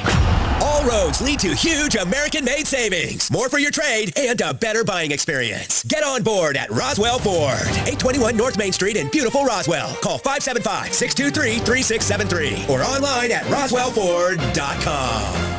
0 APR for 48 months is $20.83 per thousand finance. Interest accrues from date of sale. Subject to lender approval on select vehicles. Offers not combined. Bush Appliance presents Adventures with Spinal Tap. Now this Maytag right here, this is something very special. If you can see, look close. The numbers, they all go to 11. Oh, yeah. Look right across the board. Oh, yeah, I see that. Yeah, most go to 10, exactly. So does this mean it's better? Well, it's one better, isn't it? It's not 10. Okay. You see, most blokes will be cleaning at 10 all the way up. You're on 10. Where do you go from there? I don't know. Well, nowhere. Nowhere's where you go. So what we do at Bush Appliance, we want the extra little push over the cliff. You know what we do? You put it up to 11. We put it up to 11, exactly. So why doesn't Maytag just make 10 better and make that be the top number and make that one just a little bit better? Well, Well, VSMEC tags go to 11. This has been Adventures in Spinal Tap, brought to you by Bush Appliance. Stop by 111 West Country Club Road in Roswell or call 575-622-6390. When managing a chronic illness, access to the right treatments makes all the difference. Artesia General Hospital's Infusion Center provides IV therapy and biologic treatments, so you don't have to travel far for care. Expert infusion therapy right here in Artesia. Call 575-736-8256 today to learn more. Hi everyone, this is Melanie from Glenn's Furniture. When was the last time you looked forward to sleep? Let's be honest here, you know a restful night's sleep has more health benefits than you consciously think about during the day. Here at Glenn's, we carry Serta mattresses, and they've been in the business for more than 90 years. Choosing one can be hard, but I want you to know we have your back. Come see us at Glenn's on the corner of Union and Alameda in Roswell, where delivery is free since 1953. You may have heard the federal government has made some major changes to health insurance, and it could affect your eligibility for coverage or how much money you can save. Schedule an appointment with a Be Well certified assister who will help you navigate these changes and what they mean for you, for free. Don't wait. Open enrollment begins November 1st. Schedule an appointment today at bewellnm.com and let us do the work for you.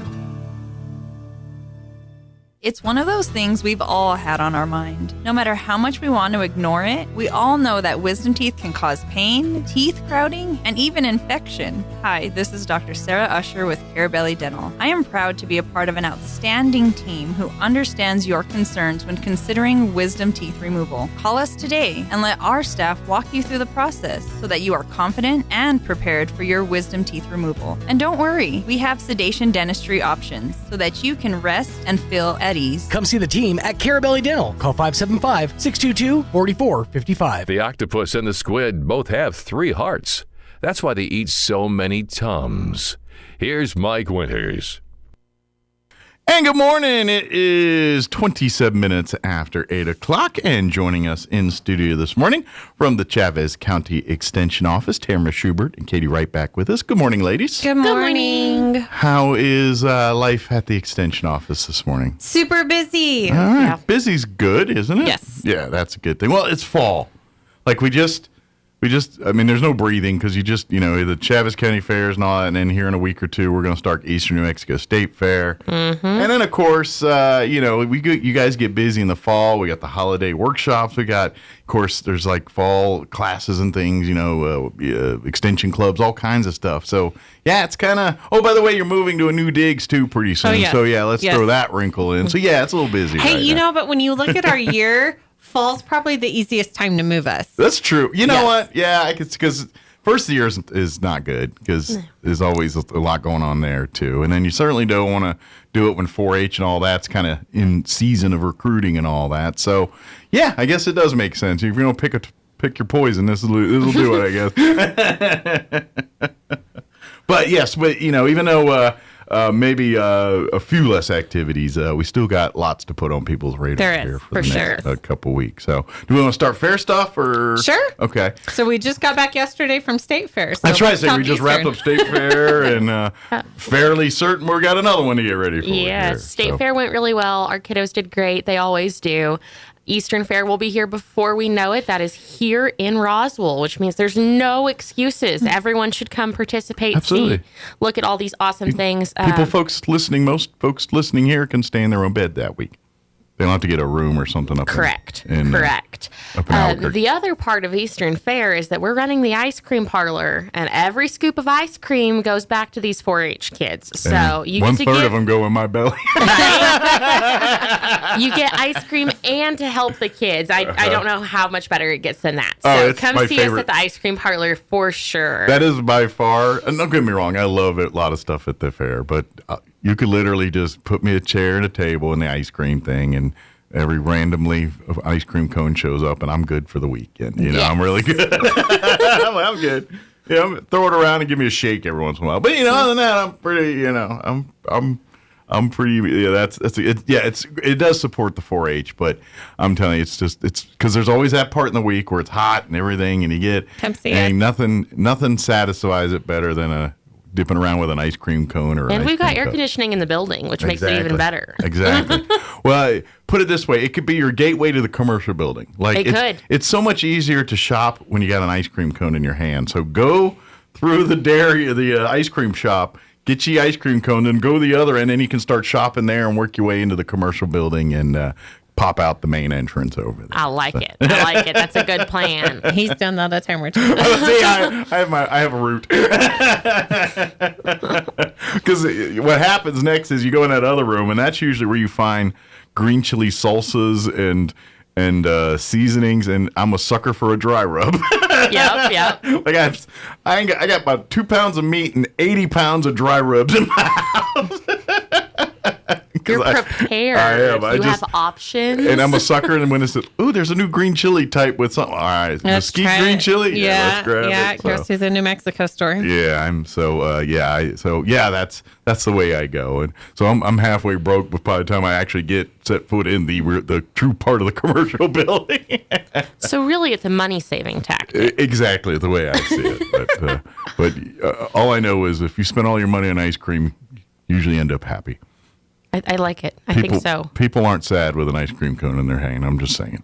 Correct. Until it melts. The only sad part is that last bite, and there's not another one after it. So you just get in line halfway through and do it again. That's right. That's the way to do it. And so if the cash is a little sticky, you know why. That's what it is. So, hey, but yes, please support 4-H by and like I said, it's right there next to the commercial building, or actually adjacent to right there. There's usually a tree there, the picnic table. You can see it's right out front there. You see We've got a brand new ice cream parlor banner. Yeah, so it's got big signs as ice cream. You can't miss it. I mean, it's great. So that will be at this year's fair here at the end of the month. Yep, last week of October 1st, or last week of September, first week of October, where they mesh. Opens the 29th and not Monday. Yes, yep. The kind of last half weeks, last first of October and the half week of September here. So for sure. And then of course, don't forget the parade will be Monday. Usually that's a day off for kids at school. It'll be fair day, so kids can come out to the fair and get out, line up Main Street downtown here for the parade that day, and then as soon as that's over, book it on down south to the fairgrounds. And usually livestock shows, I think they start that evening. Usually is the first livestock shows. Usually that Monday night there's rabbits or heifers or somebody showing, and usually the carnival starts up. Usually I think that first day it starts early. Last couple of years they've been kind of, instead of 5, they've been opening it up like 1 or 2 since the kids are off, and as soon as they get the green light from the inspectors and all that to do all that. So that'll all fire up that 29th there on Monday. And then, of course, don't forget, hit the education building, hit the livestock. Those are the real reasons why the fair is going on. There you see all the great work that the 4-H, FFA, and other kids around the state are doing in the arts and crafts and all that stuff. Definitely go support the kids in the livestock ring. Go see them, see these young men and women as they work these animals in the livestock rings. And then, of course, Saturday morning will be the big grand finale junior livestock auction, and Eastern New Mexico State Fair at Saturday morning. So, correct. The Friday night. So come join us on the 4th. Yep. Yes. So definitely. So don't mess with football. That'll be the night before. And all that good stuff. So, and of course, if you're interested in 4-H for your children, it's a great opportunity to talk to a bunch of the kids and parents and folks and learn a little bit more what 4-H has to offer, even outside of the livestock side of 4, because you can do a lot of things in 4-H and not touch an animal or brush a coat or pick up. You don't have to get smelly to be in 4-H. Poop. Yeah. So open enrollment starts October 1st, which is actually in the middle of fair. Okay. So come to the fair, figure out what you want to do, come enroll, join us. Will there be like a 4-H booth Like if people want to visit and ask questions, come to the ice cream shop. Come to the ice cream parlor. There you go. Yeah. So, yeah, makes sense. Okay, just check in case you were walking around the education commercial building and they had a booth They there. can go through the educational building. Our kids are submitting over 1,000 entries this year. So it's definitely a great place to figure out the things that you can do outside of having pets. Go through the backside of the educational building too. All of our 10 clubs here in Travis County have booths that display kind of what their club is about and the opportunities within them. So, but if they want to visit one-on-one, ice cream parlor is the place to do it. But yeah, they in the education, a lot of them will have a little display set up too, including a lot of our town nonprofits. So if you want to learn more about, I don't know, Elks or one of our Legions or one of these, a lot of them have a display in there that you can learn more about. Contact, reach out. 4-H definitely has one of those there. So good tip. And while you're in there, you can go check out the trains and all that cool stuff. And like I heard, tell from some people, they're working to like be able to pipe train music and train stuff throughout the whole area of the train. So this year you might be out there. You're like, why I keep hearing whistles and woos? Now you know. Go see the train. It's not the pumpkins. Full atmosphere. You don't feel like at a train station, but so that'd be pretty cool. Anything else on the fair that we want to cover? I don't think so. Okay. Just be there. Come out, support it, support the kids, and if you're looking for great opportunities for your children to be a part of 4-H, please come get some ice cream, come check out the education building, and come visit. So in between your riding and turkey leg eating and all that good stuff. Tunnel cakes. Yeah, exactly. You want to talk extension clubs? You want to talk about some other fall stuff? What's on the menu next? We have a lot of things on the menu. So there's a couple of workshop dates coming up in November. So if our clientele are looking for their pesticide applicator CEUs, we will be having that on November the 18th. Those save the dates will come out pretty quick. And then we're going to have an urban horticulture symposium on the 19th, November 19th. Okay. So I guess it's like they can come out and join us. That'd be good, I guess, to learn and grown in neighborhoods and places that people don't live on ranches. Absolutely. They live in more neighborhoods, and like we don't have cities so much here. Most of us aren't living in skyscraper things, but there's some people in apartments and stuff that have little patios that can do a little gardening while they're doing it in these lawn classes. garden and everything else. Yeah. I don't think it's like, it's not like that. There was one Amazon commercial, because sometimes Amazon plays a commercial a little too much, and there was this one. Like right now, they're playing this one where the lady decides she wants to cook, and now she buys all the stuff. And there was one before that where the lady gets a new apartment, it's all bland, and she ends up buying like a gazillion plants. Everything from Amazon. Yeah, and from Amazon, of course, it's Amazon. But by the time, and I was like, well, yeah, that's a cute commercial. But after the 5 gazillionth time of seeing it, sometimes twice in the same break, I'm like, I've had enough. So if they're looking for places to get their plants other than Amazon, there you go. Yeah, come visit the Master Gardeners this Saturday. So they meet the third Saturday of every month at the library. For gardening at the library. Yeah, come it's Ask a Master Gardener month, and they're giving away free seeds. Okay. So if they're looking for flowers, vegetables, all the goodie seeds to go in their garden, nice. They're free. So swag included this. Yes, we're bribing them. Nice. Hey, nothing wrong with that. You're planting the seeds.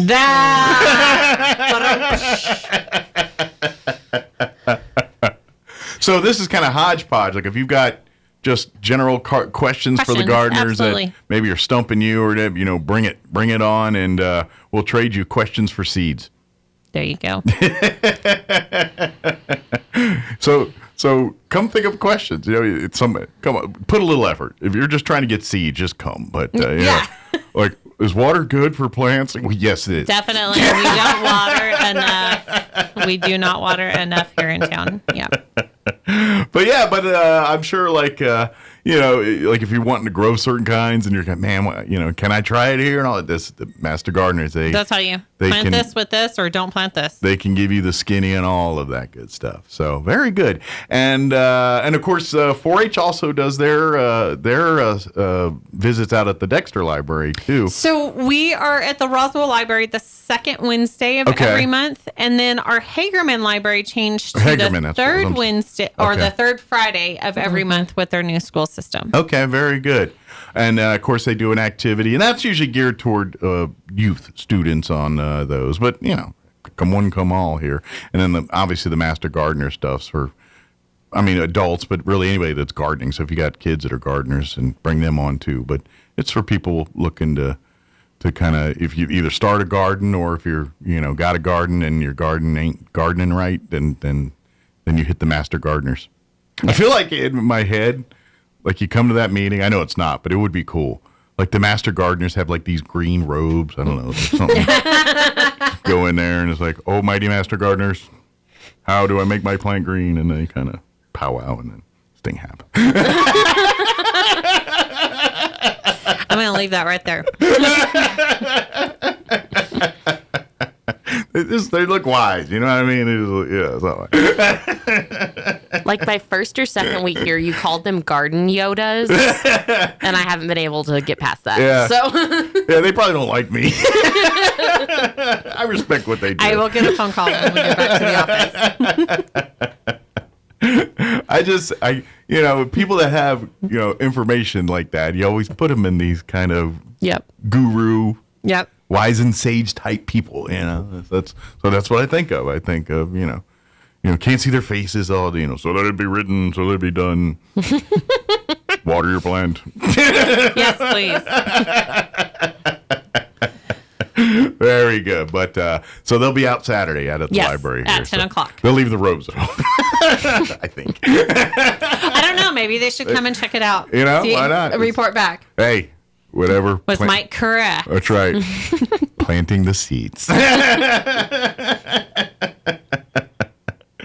Good deal. What else do we want to put on people's radar? So the Extension Clubs will be hosting their annual Christmas showcase on November the 11th. Very if cool. They have not bought their tickets are now on sale. They are available for any of our Extension Showcase committee members or at the office. Absolutely. They are first come, first served. They are highly coveted. Don't forget how they do it. There is 2 sessions. They're both exactly the same. There's like a midday session for at 1:30. At 1:30, and then after work at 6:30. Yep. Where is it at this year? It'll be at Hobson Hall. Hobson Hall at the fairgrounds here, and of course, get your with your ticket, your admittance. You get to go, and then you kind of round robin around some of the different stations and try and learn about different holiday decor stuff, food stuff, gift stuff, all things holiday. Well, and we have some guest presenters this year, so they get a little special treat with this one. And we are encouraging everybody to bring their best DIY Christmas ornaments. Oh, good deal. We're going to decorate some senior centers around town. Oh, cool. And so bring the ornaments, join us, show us what you got, and then join for all the fun. Show your little creativity here. So you say, hey, you give me your creativity, allow me to present you some of mine. And absolutely. Give it back. And of course, the big prize is really the recipe book that you get at each year. There's a unique that has kind of the how-to of every single project you're learning at the showcase this year, from the different food recipes to craft ideas to gift ideas to decor ideas and all that good stuff. But it is very popular. People actually collect the books and have them from years past, and I know especially with the move-in sale coming up here, if they That's do a good have way to put it. Yeah. Have a moving sale. The moving sale. Why not? We had a yard sale when I was moving. Why not the extension office? They do have books from previous years that people love to have and keep because they're timeless. I mean, these crafts recipes are going to be good 20 years from now, or that's the cool thing, is creating family memories and doing all that. And so when your kids are saying they're talking with their kids down the road doing their Christmas traditions, it was something maybe you learned at one of these workshops, and kind of that's what we hope. So get those books and sign up, but please RSVP, and the sooner better than later, because I'm just saying there's only so many books, and if you want to guarantee one, go ahead and just RSVP, call and get that done, and it's definitely worth it. And trust me, there's people that have been doing this for years, and it's like, ooh, I'm setting my watch to this. When's that? I would dare to say if one year you guys didn't have it, the blowback that you guys would get from that, and it would not be pretty. We just don't think about that. Yeah. So it's kind of neat. So please mark that on your calendars for November here and make plans. And the other thing that they can do is get those quilt raffle tickets. So we will be raffling off a homemade quilt. It's actually sitting in my office ready to go on display. Nice. Was this made by the Extension Club? Yeah. Very cool. Yeah. And then all of the funds off of those raffle tickets go directly back into our scholarship fund, which goes back into the community. Great. So, which is awesome here. And speaking of Extension Clubs, if they're always looking for new members, new clubs, new everything in between here. So they've already got a few Extension Clubs that have kind of organized and put together. And these are what, we've joked about when you've talked about here in the past is like 4-H for adults. Where absolutely. These are, clubs for social clubs and, people get together based on an interest, whether it's an interest in quilting or, lapidary or who knows, playing chess, who knows, whatever it is you want to do. You get enough people, hey, we love a bunch of people, we play Parcheesi or bridge or whatever. Awesome. Let's do our bridge extension club. And then they play bridge on Thursdays or whatever day that is. And so if you like to see some of the clubs that are available now, come on down and talk. Or if you don't see one on the list, start one. Maybe you got some friends and all of you are into, I don't know, coffee bean brewing. I don't know, whatever it is, and let's get together and do something, and let's do that. Right. So we've got 4 extension clubs that meet throughout really the county on different days. One is based on quilting and the other ones are general clubs.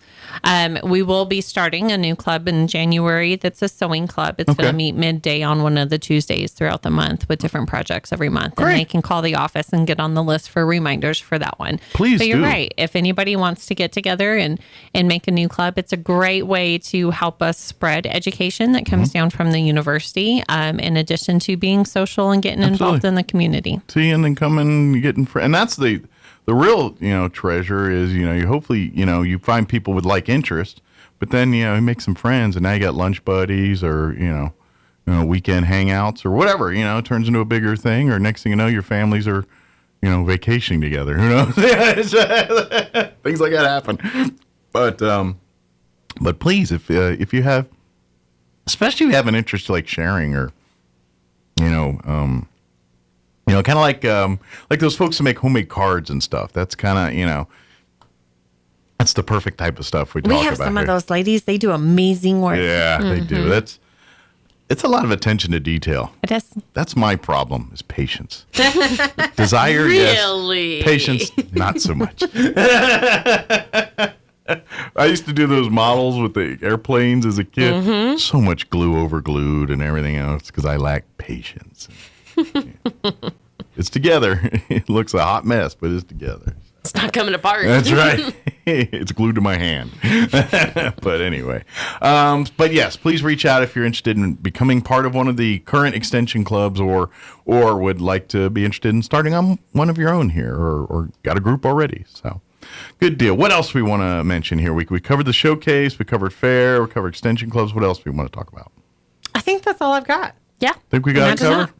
Good deal. And of course, if you have questions about gardening or any of that kind of stuff, or of course, we'll be first of the year, you'll start seeing some of the diabetes and some of these classes start forming. Those signups will be coming here pretty quick on those. But in the meantime, if you're looking for resources for that kind of stuff, don't forget the Chaves County Extension Office is a resource for if you've got health-related questions about diabetes or health nutrition and you're kind of maybe waiting for one of these classes. In the meantime, they can put you in touch with some other resources, some internet, some other things that can kind of give you some ideas and get you going until we start meeting here in the winter here or first of the year. So, absolutely. Yeah, I get it. Your timeline and the world's timeline don't always match up sometimes. And it's like, well, I need to get right now. I need information now. Yeah.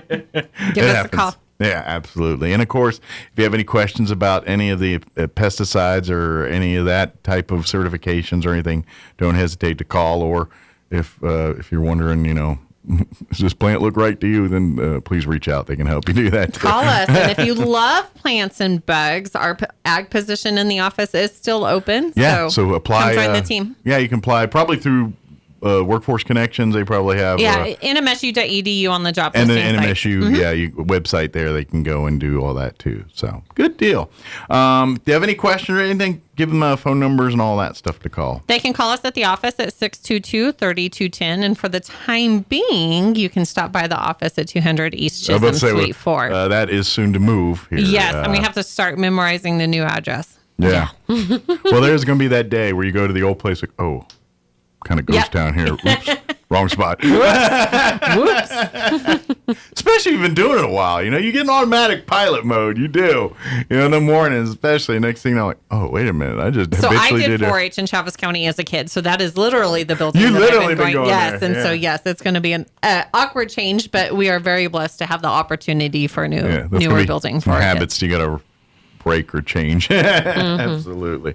But please come out and support the kids at the fair this cup in about 2 weeks here when it happens. And of course, if you're looking for great opportunities for your sons and daughters, please.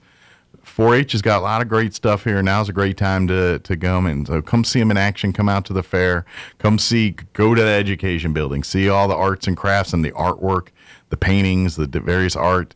And then you look and you'll see a beautiful art and then see a 7-year-old did it. It's just it blows you away. It's really cool. But fair's coming up. Don't miss all that. And then of course get your copious amounts of funnel cakes, turkey legs, and various meats. We could put ice cream on your funnel cake.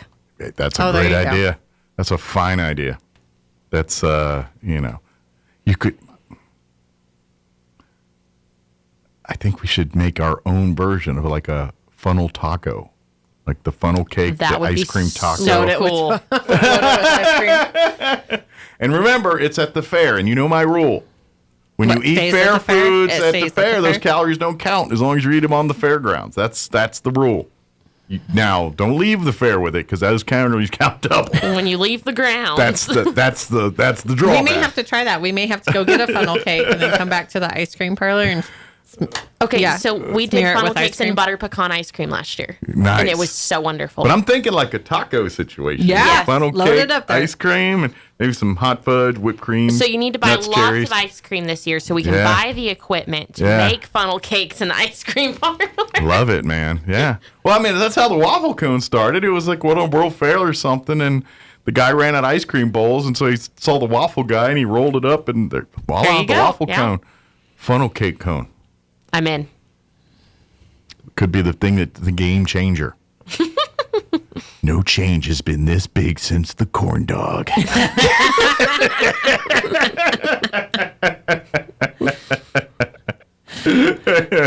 Maybe a change I may taste. Yeah, that could be. Just saying. Big funnel cake, big ice cream. Let's get together and work this out. So very good. Thank you guys. Thank you. Thanks. Hopefully get some rest in between fairs and craziness. We're sure going to try. If not, everyone else extend a hand to the extension office. They could use that. But if you have questions or whatever, don't hesitate. These folks will get you taken care of. So thank you guys, and go stomp out your next fire. Thanks, Mike. You got it. Take care. It is 8:53. Let us pause for local news, your Travis County sports, your Red Apple market update, and a quick break. Don't go away. Now for your Pecos Valley News Update. I'm Jared Cirillo. The New Mexico Department of Health's Carlsbad Public Health Office is temporarily moving. The new location, 171 East Stevens Street in Carlsbad, for about 2 weeks for renovations. Limited public health, WIC, children's medical, and vital record services will be available at the temporary location during regular business hours, 8 a.m. to noon and 1 to 5. Eddy County, which owns the building that houses the Carlsbad Public Health Office at 1306 West Stevens Street, is overseeing the renovations to the building. The temporary public health location is the former Eddy County Detention Center. It does remain a secure facility. For entry, you can call 575-887-7556.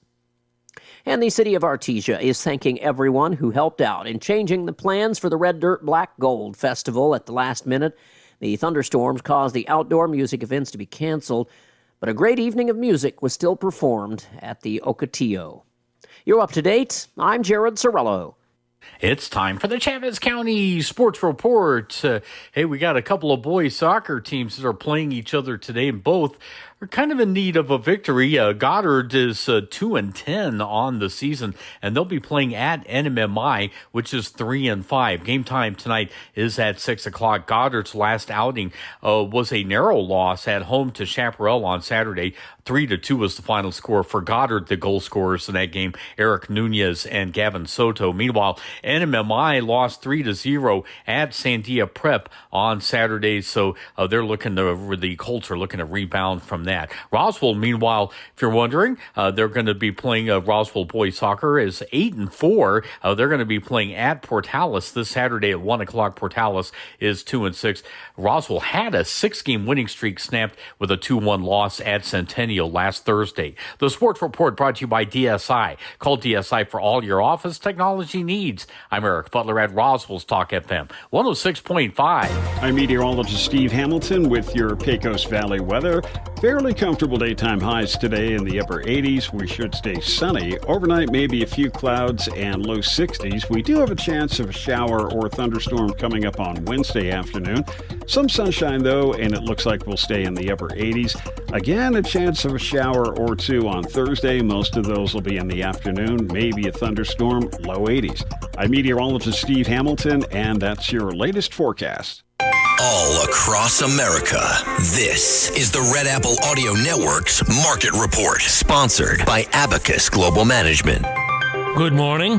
Today's stock market story could be titled Countdown to Tomorrow. When the stock market prices in certainty, the Federal Reserve will cut interest rates, helping companies, the stock market, and the real estate market. The Nasdaq set another record, and the S&P 500 closed above 6,600 for the first time. Many think lower interest rates will make companies more optimistic about growing and hiring. Others say interest rate cuts won't have that much effect for a while, and hiring is still slow. Robinhood will start a social media network for investors to follow each other, because some rely on social media for what others are saying about stocks, and sometimes they buy stocks at the same time to push the prices higher.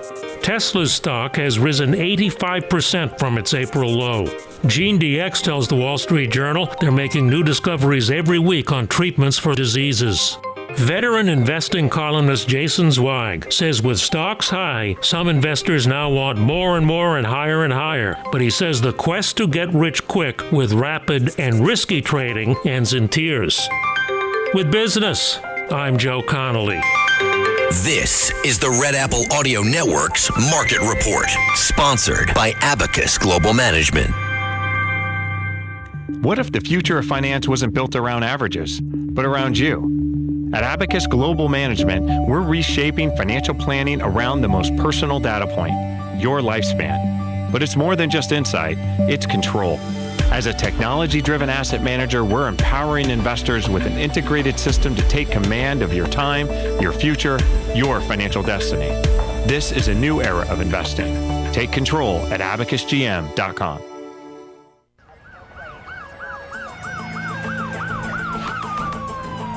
When you or a loved one need medical transport, Trans-Aero answers the call. Trans-Aero Medevac operates 3 rotorcraft bases and 1 fixed-wing base in southeastern New Mexico, allowing them to respond quickly to emergencies across diverse terrains. Their fleet extends coverage deep into New Mexico and West Texas, including Artesia, Carlsbad, Roswell, Ruidoso, Midland, Lubbock, and the surrounding areas, ready to answer the call when every second counts. Trans-Aero Medevac, proudly serving southeastern New Mexico and West Texas.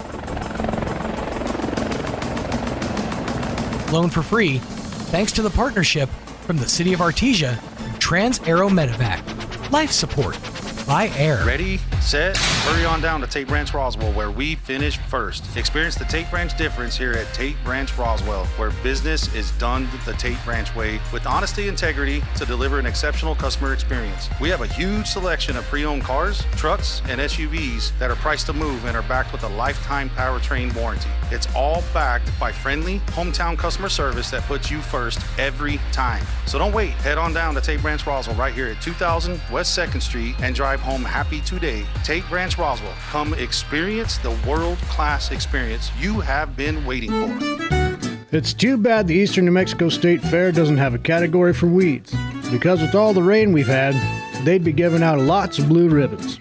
Hi, this is Ben Manat from Roswell Seed Company. We have powerful products to get rid of the hardiest weeds, and most important, we can tell you exactly how and when to use them to get the job done. Yeah, this year's weeds are certainly impressive, but at least they're green. Roswell's home for talk radio is 106.5 FM, KEND Roswell. Board of Governors. Following Senate confirmation, Trump economic advisor Stephen Myron takes his seat on the board. The president looking for a Fed interest rate cut this week. The rate should be much lower, much lower. But I just signed his document and all of the papers, and Steve Myron is now on.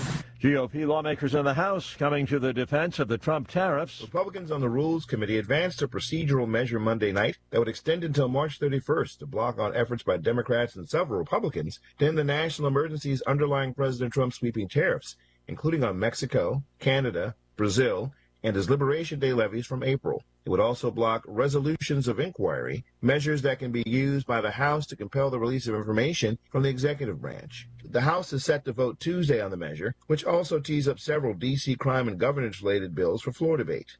Bernie Bennett in Washington. The president urging congressional Republicans to pass a temporary spending bill, one that would avert a government shutdown at month's end. Democratic leaders on Capitol Hill say they're willing to shut down the government in order to save cuts to health care funding. At the White House, the president is telling Republicans to stick together. He writes on social media that GOP lawmakers must fight back against what he calls radical left Democrat demands. White House correspondent Craig Clugston.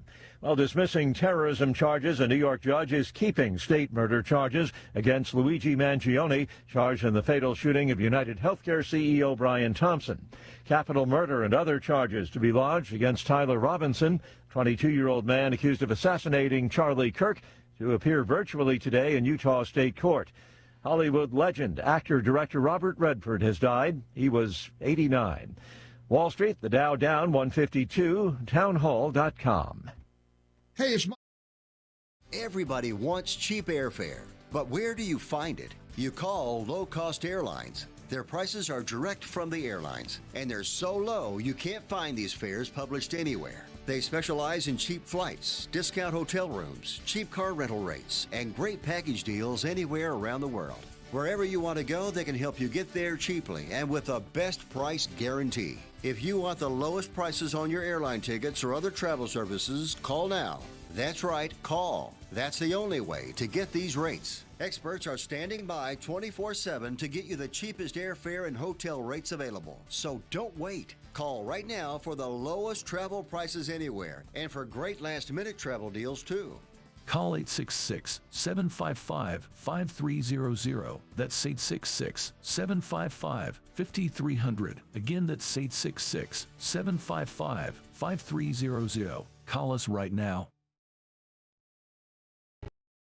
In Malawi's presidential and parliamentary elections. This election will be a test for democracy in Malawi. The last one in 2019 was annulled due to irregularities which led to an historic rerun. This one is the first under a new rule. The winner needs at least 50% of the vote.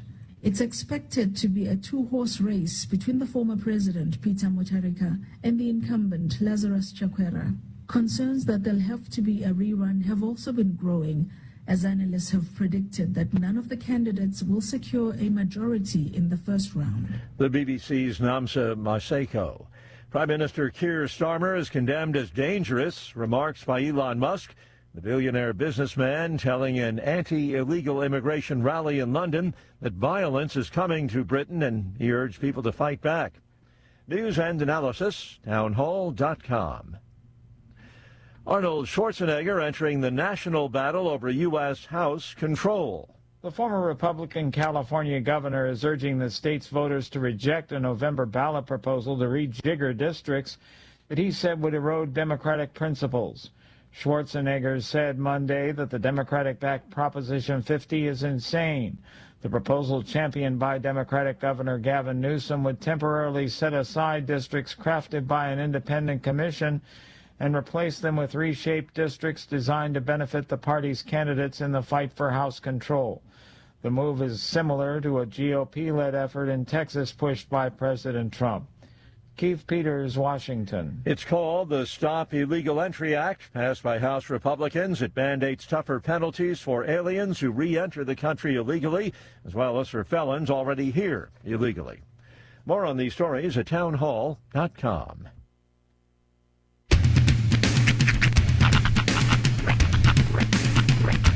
What in the wide, wide world of sports is going on here? I promise you, whatever scum did this, not one man on this force will rest for 1 minute until he's behind bars. Now let's grab a bite to eat. Yeah, come on. I feel the hot wind on my shoulder and the touch of a world that is older. I hit the switch and check the number. I leave it on and then I slumber. I hear the rhythm ringing through it. Flamenco guitar and cumbia music. I hear the talking of the DJ. The devil listen, what does he say? I'm on a Mexican radio. I'm on a Mexican radio. Broadcasting live from high atop the J.P. White Building in downtown Roswell, New Mexico. It's Mornings with Mike Winters on 106.5 Roswell's Talk FM. Is that what I sound like when I talk? Now, here's your host, Mike Winters. And good morning. It is 6 minutes after 9 o'clock. Welcome to hour number 3. Tres Inviernos of Mornings with Mike Winters. Right here on 106.5 Roswell's Talk FM. Happy Tuesday, everybody. Ah, yes, the second day of the rest of your life. It's a bright, sunny Tuesday. Tis indeed. Cloudless out of my window. Oh, that was a little. There was a couple of little float around clouds out there earlier, but nothing too serious. Nice. 70s out. Darn tootin' Good nice time weather. to be alive. Yeah, it's just good old nice. So, but happy Tuesday. Indeed, welcome to it. Hopefully all is going well in your world. Yes, sir. We are already, and this blew my mind when I thought about it, we are now this week halfway through the regular season of high school football. Oh, I know. It's absolutely feels like it just insane. started. Yeah. Right. We literally Week 5 is this Friday. Yeah. Crazy. Yes, sir. We are officially almost halfway there. I'm trying to get to the calendar so I can pull up the games for this week. Bon Jovi's about to fire up because we're almost halfway there. That's right. This Friday, Roswell High is taking on Deming. That's, I believe, here at the Wool Bowl. Yes. That game, pregame 6:30, kickoff at 7 o'clock on 106.5 Roswell's Talk FM. Our crews are thankful. Yes. We had a crew go to Deming last week. We don't want to go to Deming 2 weeks in a row. That's a lot of Deming. That being Deming's said, nice, but that's a long way from here. Right. That being said, the much more manageable, or the Goddard Rockets going to be taking on the Lovington Wildcats in the much more manageable Lovington. Yes, that's a little shorter. A much shorter trip. Yeah. Again, that game over on our sister station, La Pantera, 106.1 FM, and online at ksvptv.com. And your Bulldogs, they are heading to Gadsden. Yes. To take on Gadsden. Yes. No, their mascot. So Panthers. Oh, that's right. The Gadsden Panthers. Which I really just think somebody was just, like when they named it, they were just trying to say like a pantser, like somebody who pulls people's pants down. Some guy ran into the room, pulled his pants down, and said, "Panther!" You know what gets me about Gadsden? How do they have 3 consonants next to each other? DSD. First of all, what's a consonant? It's the opposite of a vowel. No, a consonant. That was doing me. DSD. Well, you know Gadsden. Gadsden. Like we accidentally gave my daughter the most complicated name possible. Yeah. Because her name is Rhiannon, and it's literally 2 consonants next to 2 vowels next to 2 consonants next to a vowel and a consonant. It's very complicated. Yeah, it's a lot of that. A lot of letters. Meanwhile, I saw a meme. Name your kids Stu and Sue. Actually, a friend of mine shared a meme. It said, Sean, S-H-A-W-N, yawns. Sean, S-E-A-N, yeans. Like,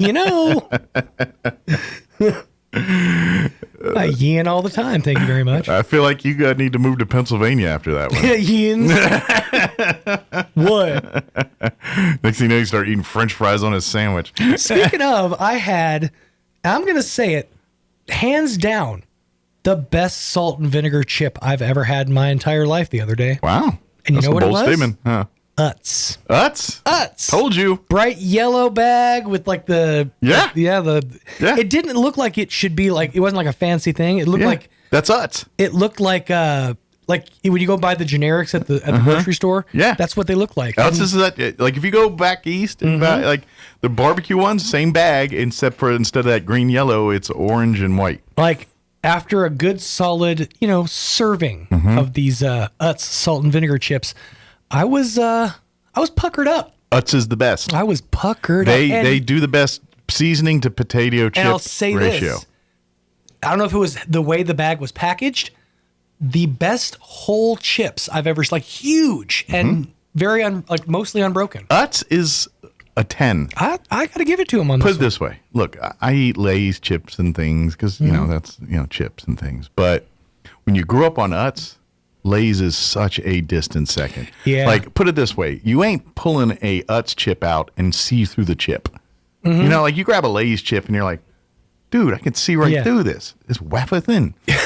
Yeah, when you got an Utz chip in your hand, you know you got something in your hand. It's a chip, man. And it's got the crunch. And then they like their barbecue chips, I tell you, they put so much the dust, the chips are orange. He's not wrong. It's amazing. And they do the same thing with the sour cream and onion, with the salt and vinegar, with all of their other flavors. Now, they go hard in the paint with the crab. Like the crab chips, a little goes a long way with me on Utz crab and that's chips. the thing, though. You're not tasting crab in a crab chip. You're tasting Old Bay. Old Bay, yeah. So I mean, it feels like there's diminishing returns there. Yeah, but and their pretzels, like they had the best, like big thick pretzels and like the barrels of pretzels and cheese balls. Now I will say, Utz is awesome. There are certain chips. Okay, so my personal favorite chip is salt and vinegar, but the one that I think goes a little harder and maybe just a hair above is Miss Vicky's jalapeno. Yeah, those. And if you've ever had a Miss Vicky's kettle, like the kettle chips, those are maybe my just barely edge out those salt and vinegars for my one seed. My problem is I'm not a huge jalapeno fan. Like, I eat poppers and all, but the taste of jalapeno is one of my lesser favorite pepper flavors. I prefer green chili or poblano or anything. Something about a jalapeno has a harshness in its taste. I feel like that I'm not a fan of. When you put green chili flavor in things, I feel like they're trying to go a little harder than green chili itself. Yeah. So it's always a little extra hot. Yeah. There's a certain, it's not the heat factor. It's just a certain taste on jalapenos that if I get a little too much of it, I'm like, it's just turning me off. Yeah. I'm kind of that same way about a lot of things, but and jalapenos probably would be up there. But that being said, I'm still on this quest. I cannot get those corn dogs, the jalapeno cheese corn dogs. You know what? Available anymore. I have literally, since we've had this conversation, been looking online, in different retail. It's like they don't exist. Exactly. They are. And I'm wondering if maybe Foster Farms or whoever it was that made it's Foster Farms, is just discontinued that I don't know why. That's their best one. I'm just saying. Why did Planters cancel PB Crisps? Those were the best snack ever. It's hard to gauge what works from a corporate level, I think. I love those. I literally buy the boxes, those little 14 or 15 count. You know what this is? This is Big Corn Dog putting its finger on the scales. Well, this is my... Not listening to the people. There's been things over the years that I've always liked. And then I like a lot, and it goes away. And then it fades, right. And those Foster Farms jalapeno cheese corn dogs are one of them. There was this other one. I don't remember the brand name, but they used to carry these bagels. No, it was a chicken cutlet wrapped in bagel dough. Oh. And then you baked it for 15 minutes. And you had this delightful little Hot Pocket-like thing. Chicken bagel thing. Nice. And I used to get them on the regular. And then they just disappeared. And it's been 10, 15 years since I've seen him ever since. You know what I would say? Because I think you can still get the jalapeno cheese corn dogs at like your Allsup site. Yeah, I think you can buy them that way. Well, but you got to catch them at the right time. Here's your workaround. If you can get buddy enough with an employee of our local Allsups. Slip a box out the back? Not even that. When I worked at Allsups, I was made privy to the information that if at any point in time, if we want to, we could purchase for ourselves a case of whatever hot food items they sell in that case. Well, if you want to make a Mike Winters happy and a box of those Foster Farms jalapeno cheese corn dogs showed up in my ether. There's only been maybe like once. I've known Mike for about 20, a little over 20 years now. There's only been maybe one time that I've ever seen this man cry. You want to bring tears to his eyes? A box of jalapeno cheese corn dogs will do it for you. Tears of joy. You might get a hug. Yeah. I'll drape you in an American flag. Slow clap as you walk out the door. Absolutely. Mm-hmm. Bronze bust in the corner for in perpetuity for the morning show. That's right. You will have a we'll place of honor. Big Flat Mike with whoever gets that box. A place of honor. Absolutely. Corn Dog King, you shall be called. A place of honor set right next to Mike's ripped barrel. That's right. Yep, and my Bob Ross action figure. Mm-hmm. My deflated chia head. One of these days, I'm thinking like, maybe like a year from now, we need to crack open that Fun Dip and see if it's still a thing. Like because sugar tends to, harden. Yeah, it could be a fun. I wonder if we just chunks of sugar dough. Could be just to be a big nasty sweet tart at this point. Want a bite? You want a bite of my powder? Speaking of, and I didn't bring this up. I might have to run down and grab it for. Nope. We'll have to do it tomorrow. We finally achieved our paint party over the weekend that we were talking about doing 2 weekends ago. Yeah. And both myself and Jocelyn worked up some pretty cool pieces of art. Oh yeah.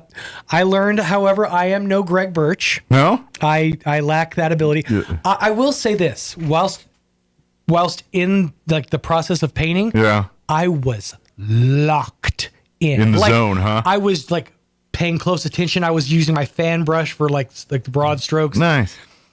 But then I get done and I look at it and I realize I kind of messed it up a little bit. In that I don't necessarily know how sunsets work. So your angles are wrong, or my colors of the sky were wrong.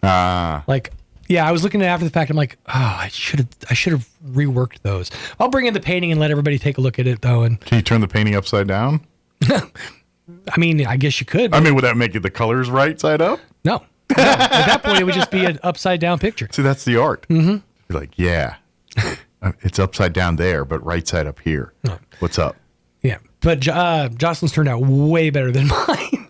I'm telling you, it's art, man. Just use that. But somebody got $100,000 for taping a banana to a wall. That's true. You can make the sky upside down and the land right side up, and call that some kind of deep insight on mankind or something. It was pretty funny though. Like about halfway through, I started using. I took my wider brush, my broad brush, if you will, and I dabbed it off, and I was kind of pulling some of the heavier colors down to like fade them in. Yeah. I felt so Bob Ross at that moment. I'm like, what we're doing here is we're using our fan brush to pull some of the colors in to fade them together. I would have been proud if all of a sudden, you know what? I think a tree just lives right here. Trust me, we had several happy little accidents. I accidentally put a little white into where the river flowed, and I took my dry brush and I kind of drug that off a little bit, and it looked like ripples. Kind of like bubbles, like the white foam, like moving water. Yeah, I was like, oh, look at that! It was a happy little accident. There you go. It was a fun moment. Yep. I had a happy little accident after too much bean product. Yeah, no, I'm just kidding. I'll do that. Well, it's cool. Yeah, I'd like to bring in the art. I love to see you in Jocelyn's. I did. We can hang them on my fridge. Yeah, it was pretty funny though, because the next day I was giving my kids a ride to school, and they happened to see my painting, and for a good solid like 3 seconds, you could see the disappointment in their eyes that Dad went and did something fun without him. Oh, they're like, well, it's good, cool, Dad. I like your painting. I'm like, Sounds like you got to have they were mad. daddy kid paint day. Let them. So next time we're gonna probably less adult inhibitions and more children involved. Yeah, means less wine. Yeah. Do it at your at their mother's house. Save on cleanup. There you go. Kids and paint. You know how that goes. Super well every time. Yeah. That's right. All right, let's get the hour going. We have Damon Graham going to join us with the Leadership Roswell Alumni Association. They do have their municipal candidate forum that is coming up here September 30th with the municipal elections. Yeah, you guys have some decisions to make here in a short period of time for mayor, city council, school board, mill levy. Several things you get to vote on, and each municipal election, the Leadership Roswell Alumni Association always offers this opportunity for municipal and this year's school board candidates to speak. There'll be a forum where it's not a debate. They ask questions, and then it's predetermined by the Alumni Association questions, and they don't get to talk to each other. They just get to answer the questions. But we will have it for each of the city council contests and mayor's contest and school board contest as well too, and I imagine they'll probably have like Dr. Powler or someone from NMMI speaking on the middle levy stuff too. But they're going to have that September 30th at the Pueblo Auditorium. It's also going to be broadcast live streaming video, ksvptv.com, and right here on the radio on 106.5 Roswell's Talk FM. I didn't want to ask until I was sure. Yes. I'm not going to lie. The video people kind of gave me are you serious? Because it is also day 2 of the Eastern New Mexico State Fair. Oh, that's It is also a Tuesday night where they have soccer and volleyball. So Mike's Jeep's going to get keyed by the end of the day. I got to buy some lunches for some video people. We're doing this one, so. But yes, we will have that for you on September 30th. It is 21 minutes after 9 o'clock. Let's go ahead and get you up to date on the weather. I'm meteorologist Steve Hamilton with your Pecos Valley weather. Fairly comfortable daytime highs today in the upper 80s. We should stay sunny. Overnight, maybe a few clouds and low 60s. We do have a chance of a shower or thunderstorm coming up on Wednesday afternoon. Some sunshine, though, and it looks like we'll stay in the upper 80s.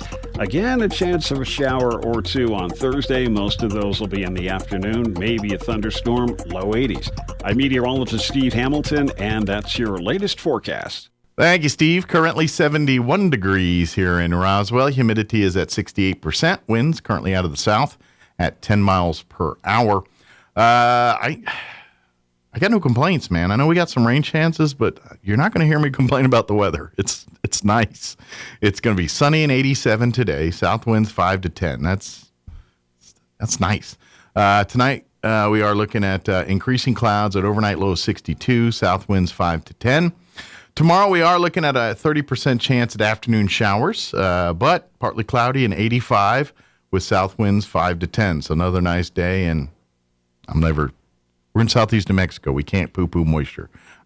We don't want it all in 1 hour, but we don't want it, we can't say no. 20% chance of moisture in the forms of showers and thunderstorms Wednesday night. Partly cloudy overnight, low of 61. Thursday, we're looking at a 30% chance at afternoon showers, partly cloudy and 84. 20% chance of rain Thursday night with an overnight low of 61. Friday, a 20% chance at afternoon showers with a high of 83 and a 20% Friday night. That one we can do without. We've had enough rain for football. Every week, there's been rain delays somewhere, someplace, somehow, somewhere. And we're done with that. So hopefully Friday will be good. But there is a 20%. And then warming up a bit for the weekend. Sunny and 89 for Saturday. Sunny and 92 on Sunday. All right. It is 24 minutes after 9. We're going to take a 3.5-minute break. And then Damon will join us here on the other side from the Leadership Roswell Alumni Association. That's up next, talking candidate forum. Don't go away. Coach, question for you over here. Coach, can you talk about the latest trade rumors? Absolutely. Right now, you can get big money for your trade at Roswell Ford. Start your season with a win at Roswell Ford.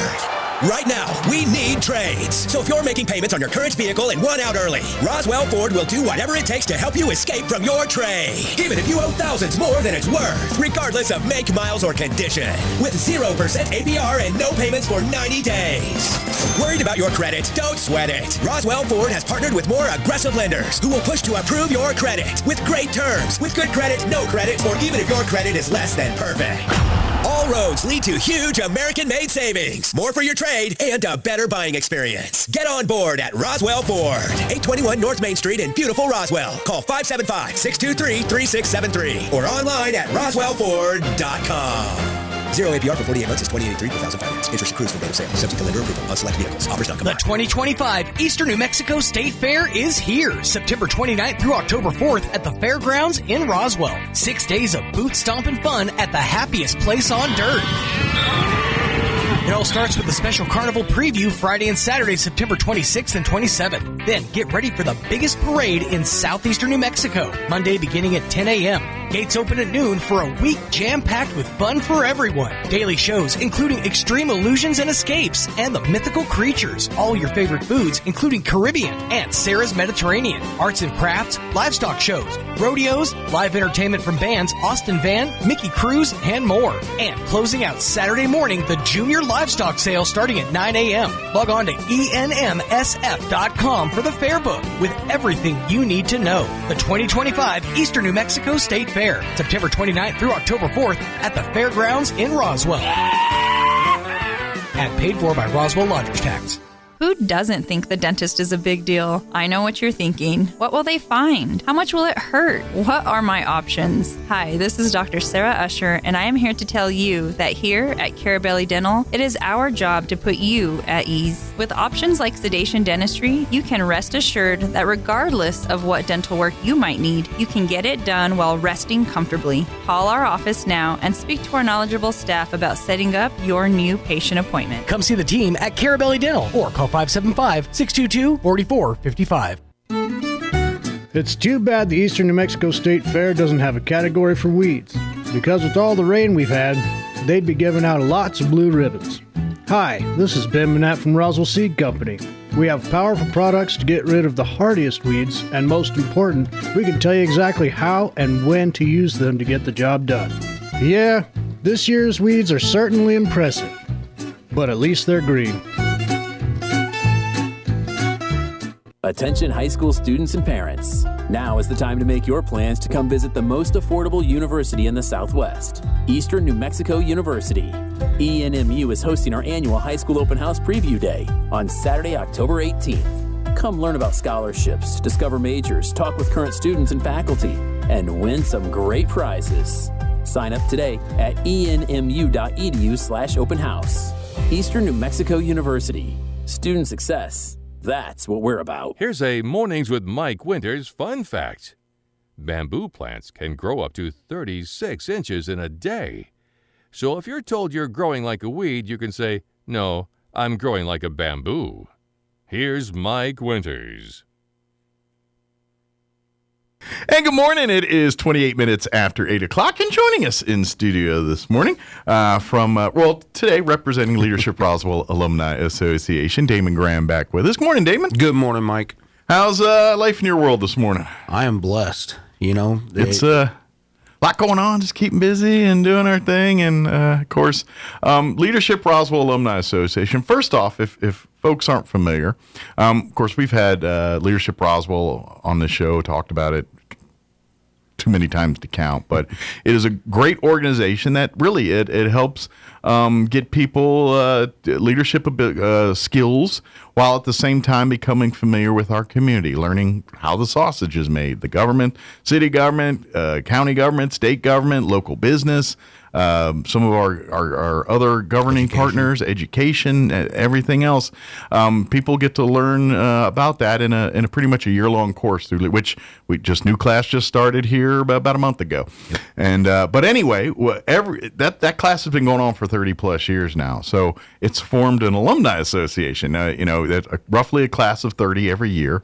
So there's several thousand alumni, and if you've graduated from Leadership Roswell whether it was last year or back in its inception, you are a member of the alumni. And so the association supports, their main thing is to support Leadership Roswell. You know, they help out with some of the planning and some of the execution of the actual Leadership Roswell course.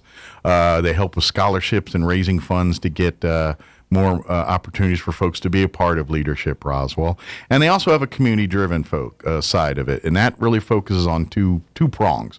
One is youth leadership, like our teen, the yearly annual teen leadership event that partners with NIMI, and that's one of the big events that Leadership Roswell has fostered and supported over the years. The other one is really this candidate forum. And this is, they've been doing it for years. I know we have been partnering for many years, we as Pecos Valley Broadcasting, to bring these events to more people. But we got a municipal elections this fall here, and that means we got another candidate forum, and it's going to be coming up. We're just weeks away, September 30th, and it's going to be at the Pueblo Auditorium. And we've got a big race. I mean, as far as we got like 4 candidates for mayor. Just about every single ward has at least 2-horse race, some more than that. Yes. And not to mention we have school board positions, and we got a mill levy that's also a decision that's coming up on this ballot. And so the candidate forum's a real opportunity for you to learn about the people that you're going to be pulling levers for either early or on election night here. Most definitely. And you hit all the high spots. Yes. This is the nonpartisan race. Mm-hmm. And a lot of people were looking forward to or thinking that the sheriff was going to be in this race. That's next year. Exactly. And that is any county level positions on up. Those are partisan races. You have to be a party affiliated, or you have to announce your party affiliation to run as a candidate in one of those races. But for city level, school board level, that is nonpartisan. You have to be a registered voter. You do not have to be party registered or any, and you don't have to run on that ticket. You're as a city councilor, as a mayor, as a school board member, Democrat, Republican, Libertarian, Green Party, whatever you are, doesn't matter. Right, and this is, like you said, this is a huge race with the mayoral, city council, school board. We had 27, 28 that made the cutoff point to throw their name in the hat. And since then, we've had 3 to 4 back out. So we currently have 24 actively running. Oh, great. And fortunately, we've had 20 actually RSVP for the candidate forum. Excellent. And that's great to hear that they're doing that. And to be honest, it's 2 volume. One is, it's great that you guys are doing this and these folks are stepping up to let people hear what they have to say. But the other part is these candidates understand the value of what Leadership Roswell alumni has been doing with this forum for over the years. And I imagine there's probably quite a few of some of these candidates I'm not touching, but LRAA, that's a fair, balanced, great opportunity for me to showcase what I have to say and allow people to make their own decisions on whether I'm the right candidate or not. It really is. And, the forum has been going on 20 plus years, or 20 plus times. Yes. I think it's pushing 28. But I forget. Rick would know. Rick would have all the stats. He would have all the stats. In fact, he told me, and it slipped through. But ultimately, what it comes down to is this is a platform. This is the forum. It's not a debate. It is designed to extract information from the candidates, so the public can actually get a feel for who's running, what they stand for, how dig into them, because a lot of times that isn't possible. They don't get the opportunity. The public doesn't get an opportunity to see who's actually running. And if they show up to vote, they look at the card and they're like, oh, well, I recognize that name from that many signs. Well, that's an uninformed way to vote. This is not American Idol. No, it's not a popularity contest. Yeah. And there's decisions that are made at all 3 of those levels that need consideration. You need to actually be involved in it. Absolutely. And the last couple of times that we've had large turnouts at our forum, the overall voter turnout has increased. Kind of an indicator, yeah. It is, even though, and this is definitely a plug for everybody to get off their butts, our voter turnout is horrendous in these elections. It is, yes. There's obviously certain wards always do bigger numbers than other wards, but I will tell you, I've seen the numbers from past elections, and a dozen or less votes separate winners from losers in some of these, especially, and I'm telling you right now, Ward 5 is usually one of the traditionally lower number voter turnout wards. And those races for city council, I've seen literally 4 or 5 votes separate the winner from the not winner in that race. And so your votes are very, very valuable. And this is what I love about this too, is this level of election, the municipal election, these are citizens. These aren't professional politicians. I mean, sure, there might be one or two that maybe they have aspirations a day of being a governor or something like that. But for the most part, these people live in your neighborhood. They're your church leaders, they're your business leaders, they're the guys you see at lunch, the folks you see when you're out at the park or when you're at the grocery store or whatever. These are your neighbors. And this is an opportunity to learn about them other than, well, he has a nice yard and he's a nice guy and his kids are great over in the soccer team or whatever. You know, that's what we know mostly about the folks we know. But how do they feel about city government as far as involvement? What do they think about roads? What do they think about, housing and some of the other issues, crime, some of the things that we as citizens of this community deal with on a daily basis? Hear what they have to say about that. Do they have answers that jive with what you believe in, or do they sound like they have no clue what they're talking about? And at this level, you're dealing with not polished professional politicians. You're dealing with people that just have a passion and an interest like you. Yep. And so you don't know anything about them until you hear what they have to say. And so I know what the Leadership Roswell Alumni Committee, the group that designed the questions and go through, they do a really bang-up job of trying to give people and ask questions that give the audience an overall insight on how these candidates think and operate. And that's really what we're trying to figure out here. You know, it's not so much on do they like blue or green or red or blue. They, when you give them a problem, how do they handle the problem? Do they handle it well? Do they get messed up with it? And that's what this is about, because at the end of the day, you want people that are going to make smart decisions for you. And how are you going to know that? You know, if all you know that they mix their green and red signs very well together. They did a nice job of color coordinating their signs, or you know what? They're always so nice at church or whatever it is. That's a start, but that doesn't. You might find out you have no political agreements whatsoever with them, that everything that you stand for and they stand for aren't the same. And that's what this forum's about, to learn that kind of stuff. It really is. And I've helped for 6+ different forums, and it's amazing to see when they actually get up there and they're asked the questions. And of course we don't get controversial. Mm-hmm. But what we try to do with the questions is to dig some of those idiosyncrasies out. Sure. Find out, what is their grassroots? Because ultimately that's going to tell how they're going to approach different scenarios. Absolutely. And to see some of them that I've seen in the past, you have a preconceived notion that this person's going to do really well. Mm-hmm. And it's amazing sometimes they don't. Sure. Because when they get in a position where they're speaking in front of, a couple hundred people and, KSVP covers it, which appreciate that, Mike, by the way.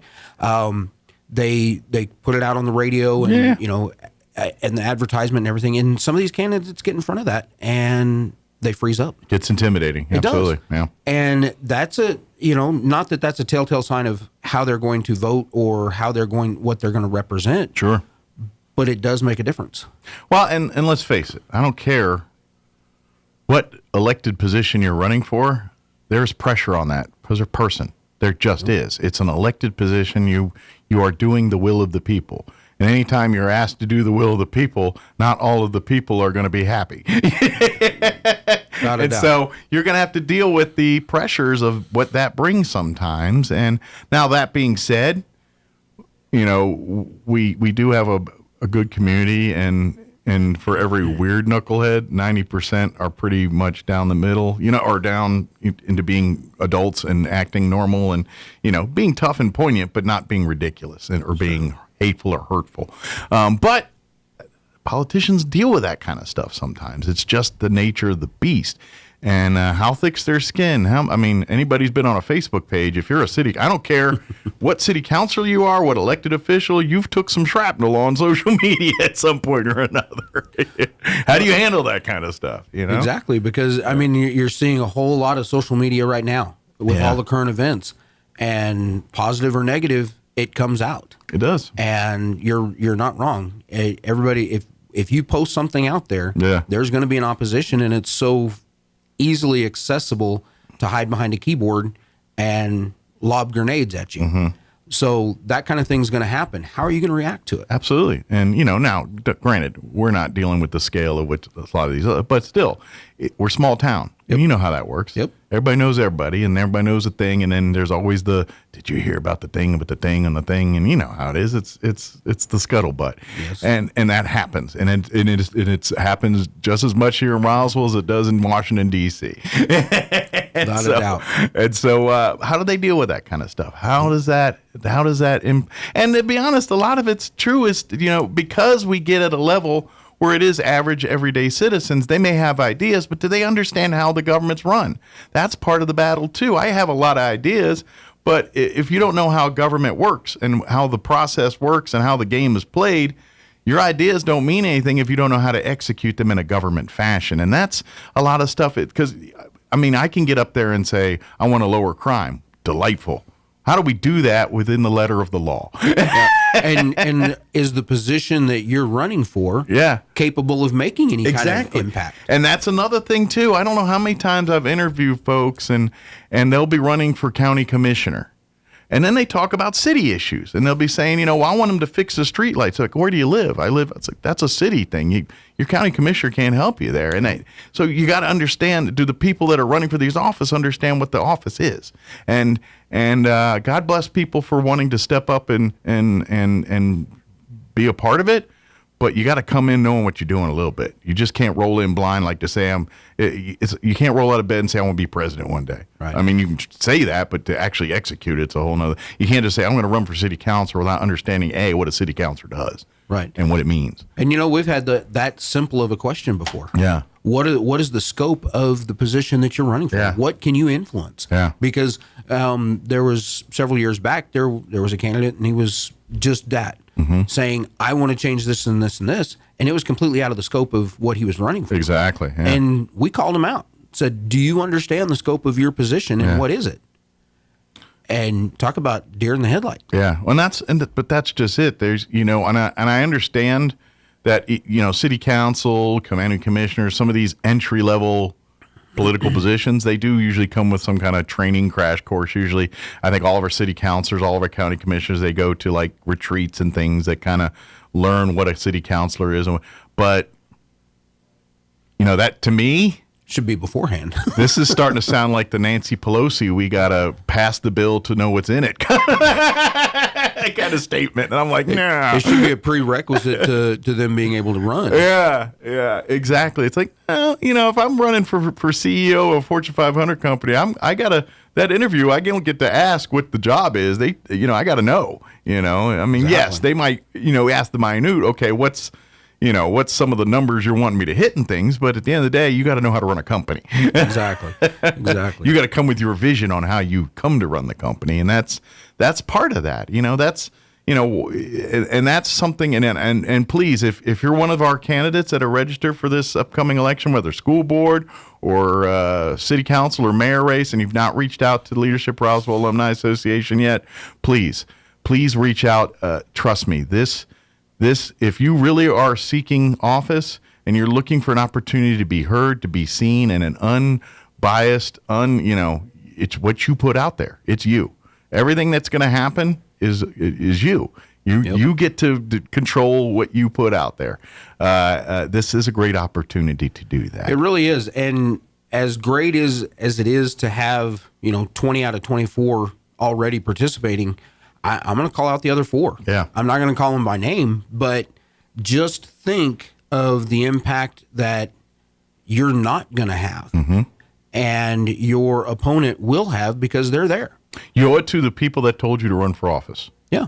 If you're not going to give it your full try, and to be honest, if you're not going to participate, I feel like you're not giving 100% effort. Yeah, and understandable if you've got prior commitments to something. Sure, that, absolutely. But things happen. If you're just dodging it to dodge it, I would call you out on that one as well. We have progressively every year increased the number of people that show up. Yeah, and I highly encourage anybody that has the ability to vote to not only vote but to show up to the forum. Absolutely. September 30th. Pueblo Auditorium. Doors are going to open at 5:30. Each of the candidates is going to have the ability to have some of their paraphernalia out, and they should be available before it starts. Yeah, you have a chance to talk to folks as they're coming in. Exactly. Yeah. And then, the night will progress, and each one of them will, in their wards or in their class will be put up on stage, and they'll be asked the question, and they'll have plenty of opportunity. Usually they get 3 or 4 questions each. And typically, depending upon time frame. I'm about to say we got a big group this year, so it might have to go a little because we don't want to be there till 2 a.m. doing this. Typically, we try to wrap it up by 9ish. Yeah. Get started around 6, asking questions.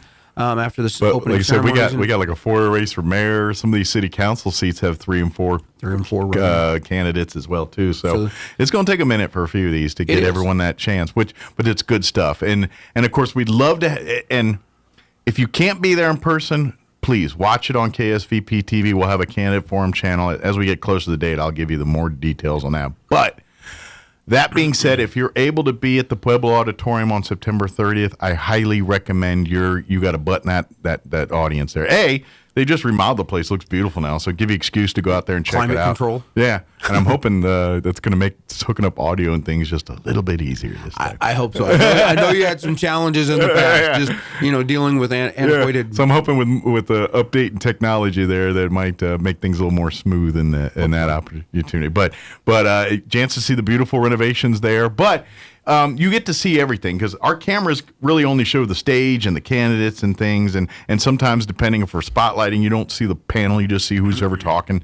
So you miss the ambiance. You miss other candidates' reactions. You get like someone will say something, someone on this end of the table gives the guffaw or whatever. You don't always catch it on there, but you're in the audience, you see all that stuff, and that's what comes out of someone's mouth is what they cue and gesture and give as non-verbal communications are equally as important as what actually comes out of their pie hole sometimes. It is. So. And not to mention just having the other people that you're around there at the forum. You during a break, you able to visit with others. That's from, right. Different wards or within your ward. Absolutely. And discuss, they talked about this or they didn't talk about this, and this is definitely something that I want to hear about. If we missed one of your areas of concern, you get to ask it yourself either before or maybe afterwards there and catch them a little bit. Catch the candidate. There'll be snacks and things, so they're planning on working some food and things for folks to have available during the event and stuff too. So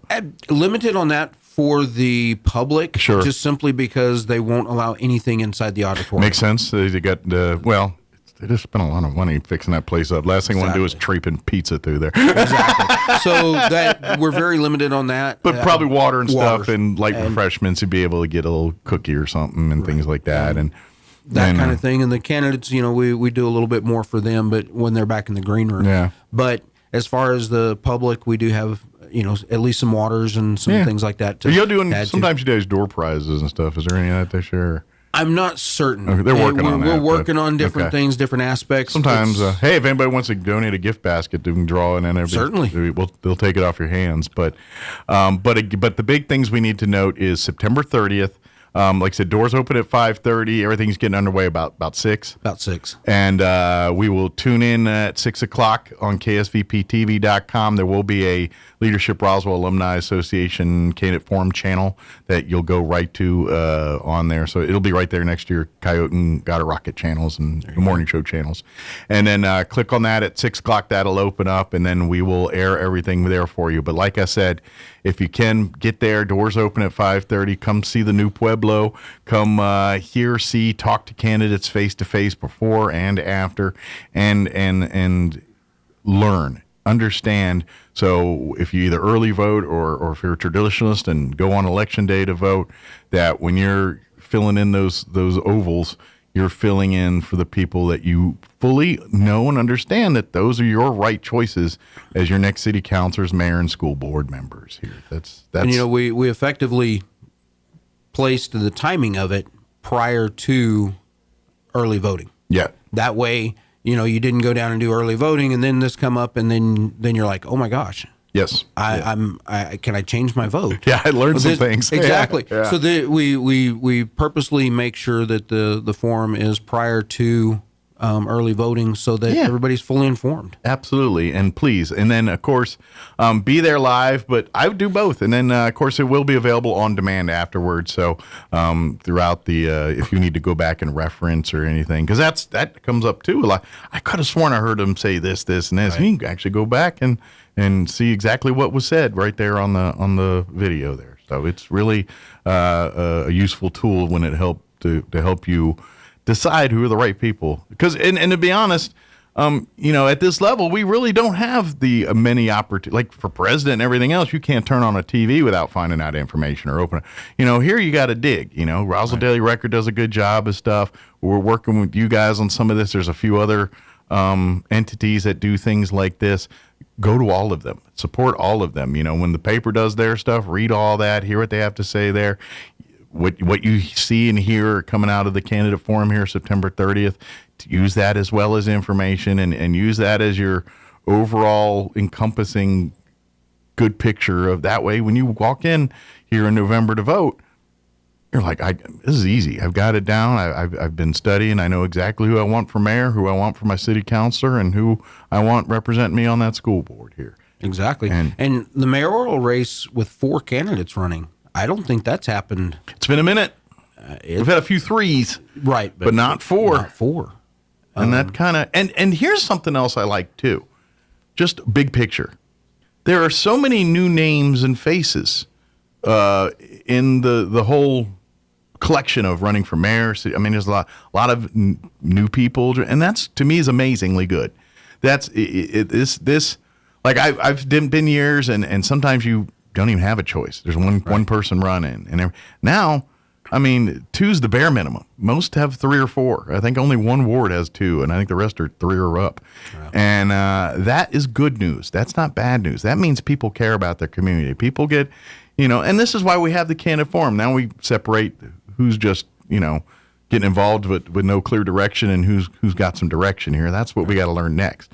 Exactly. Just because we have a lot of people doesn't mean that's overall good. In the big picture of, yes, there's interest, there's things, but as far as getting quality, just a few more people we got to sift through to find that quality. But definitely so, and this the forum actually, I think, brings that to absolutely to the surface. Thank you for stepping up and wanting to run, but if you don't have a platform to run on, or you don't have a basis for it, if you're doing it for your own self gratification, you got to give us a reason to vote for you. Yeah, that's it. The tables have turned. Where you decided you want to step up and help us. We appreciate it, but now we need to know. Okay, are you the right person to help us? Are you going to help us? Do you know what you're doing? And let's face it, some of the stuff we're talking about here is not controversial talk as far as. We're not talking philosophical and when's birth in, and we're not talking about that. We're talking about, is my water coming on? Why is my road not working? Or why, hey, wait a minute, how come this business isn't setting up shop in our community? How come, that's the type of stuff we're talking about. It's infrastructure stuff. It's growth opportunities. These are the questions you want to ask these folks, because that's what they're in charge of. Sure. Why is it these roads aren't being fixed? Okay, let's find out. That's what these folks are running for, to do these things. And city council, and let's face it, the city of Roswell is a very unique city of 50,000. We have landfills and airports and infrastructure that many towns of its size do not have to deal with. Right. And with that involved, so a lot of the decisions that city councilors and these folks they're not making sexy decisions. It's necessary to keep the water flowing and the garbage contained and the roads looking like roads still. That's some of the questions that I've got that I would like to see answered, even though I don't live in the city. Mm-hmm. But when the funds start rolling in from the air races, where's it going? Where's it going? How's it going to be spent? What are the plans for it? Absolutely. Because, I'm an economist and I look at things a little bit different than a lot of people. And when you look at the economic impact that the air races have had in Reno over the past 60 years, mm-hmm.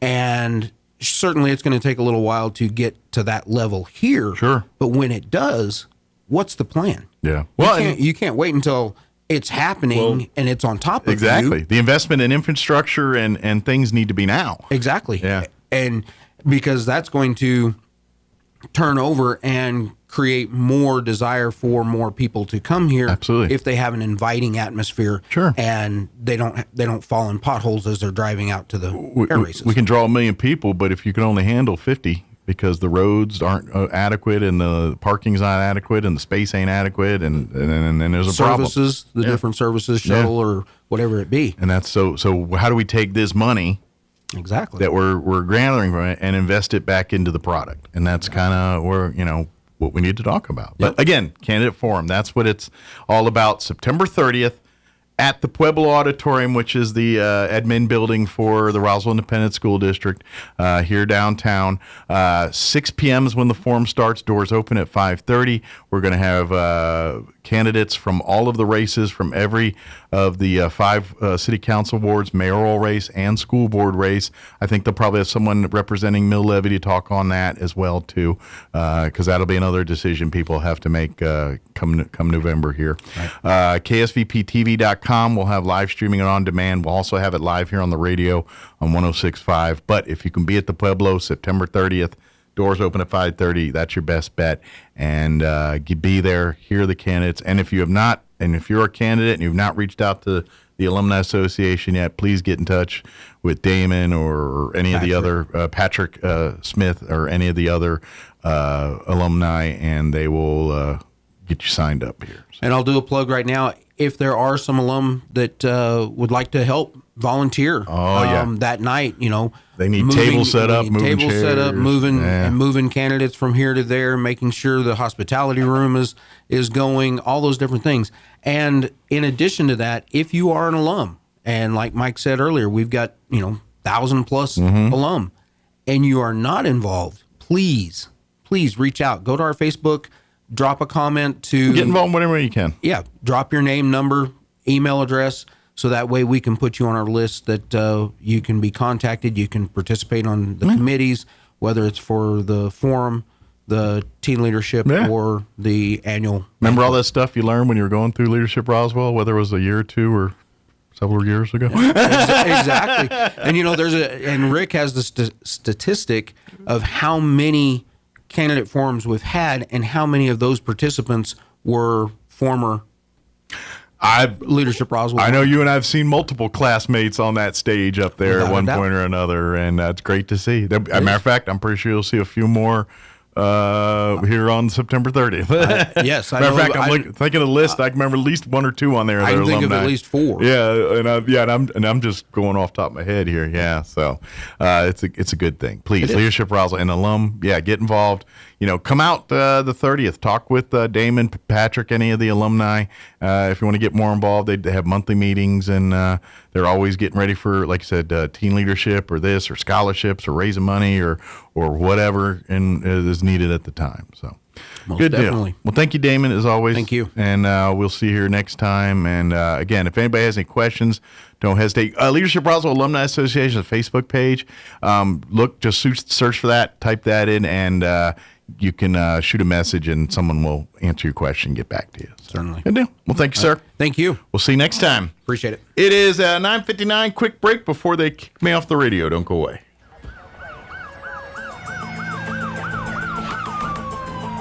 When you or a loved one need medical transport, Trans-Aero answers the call.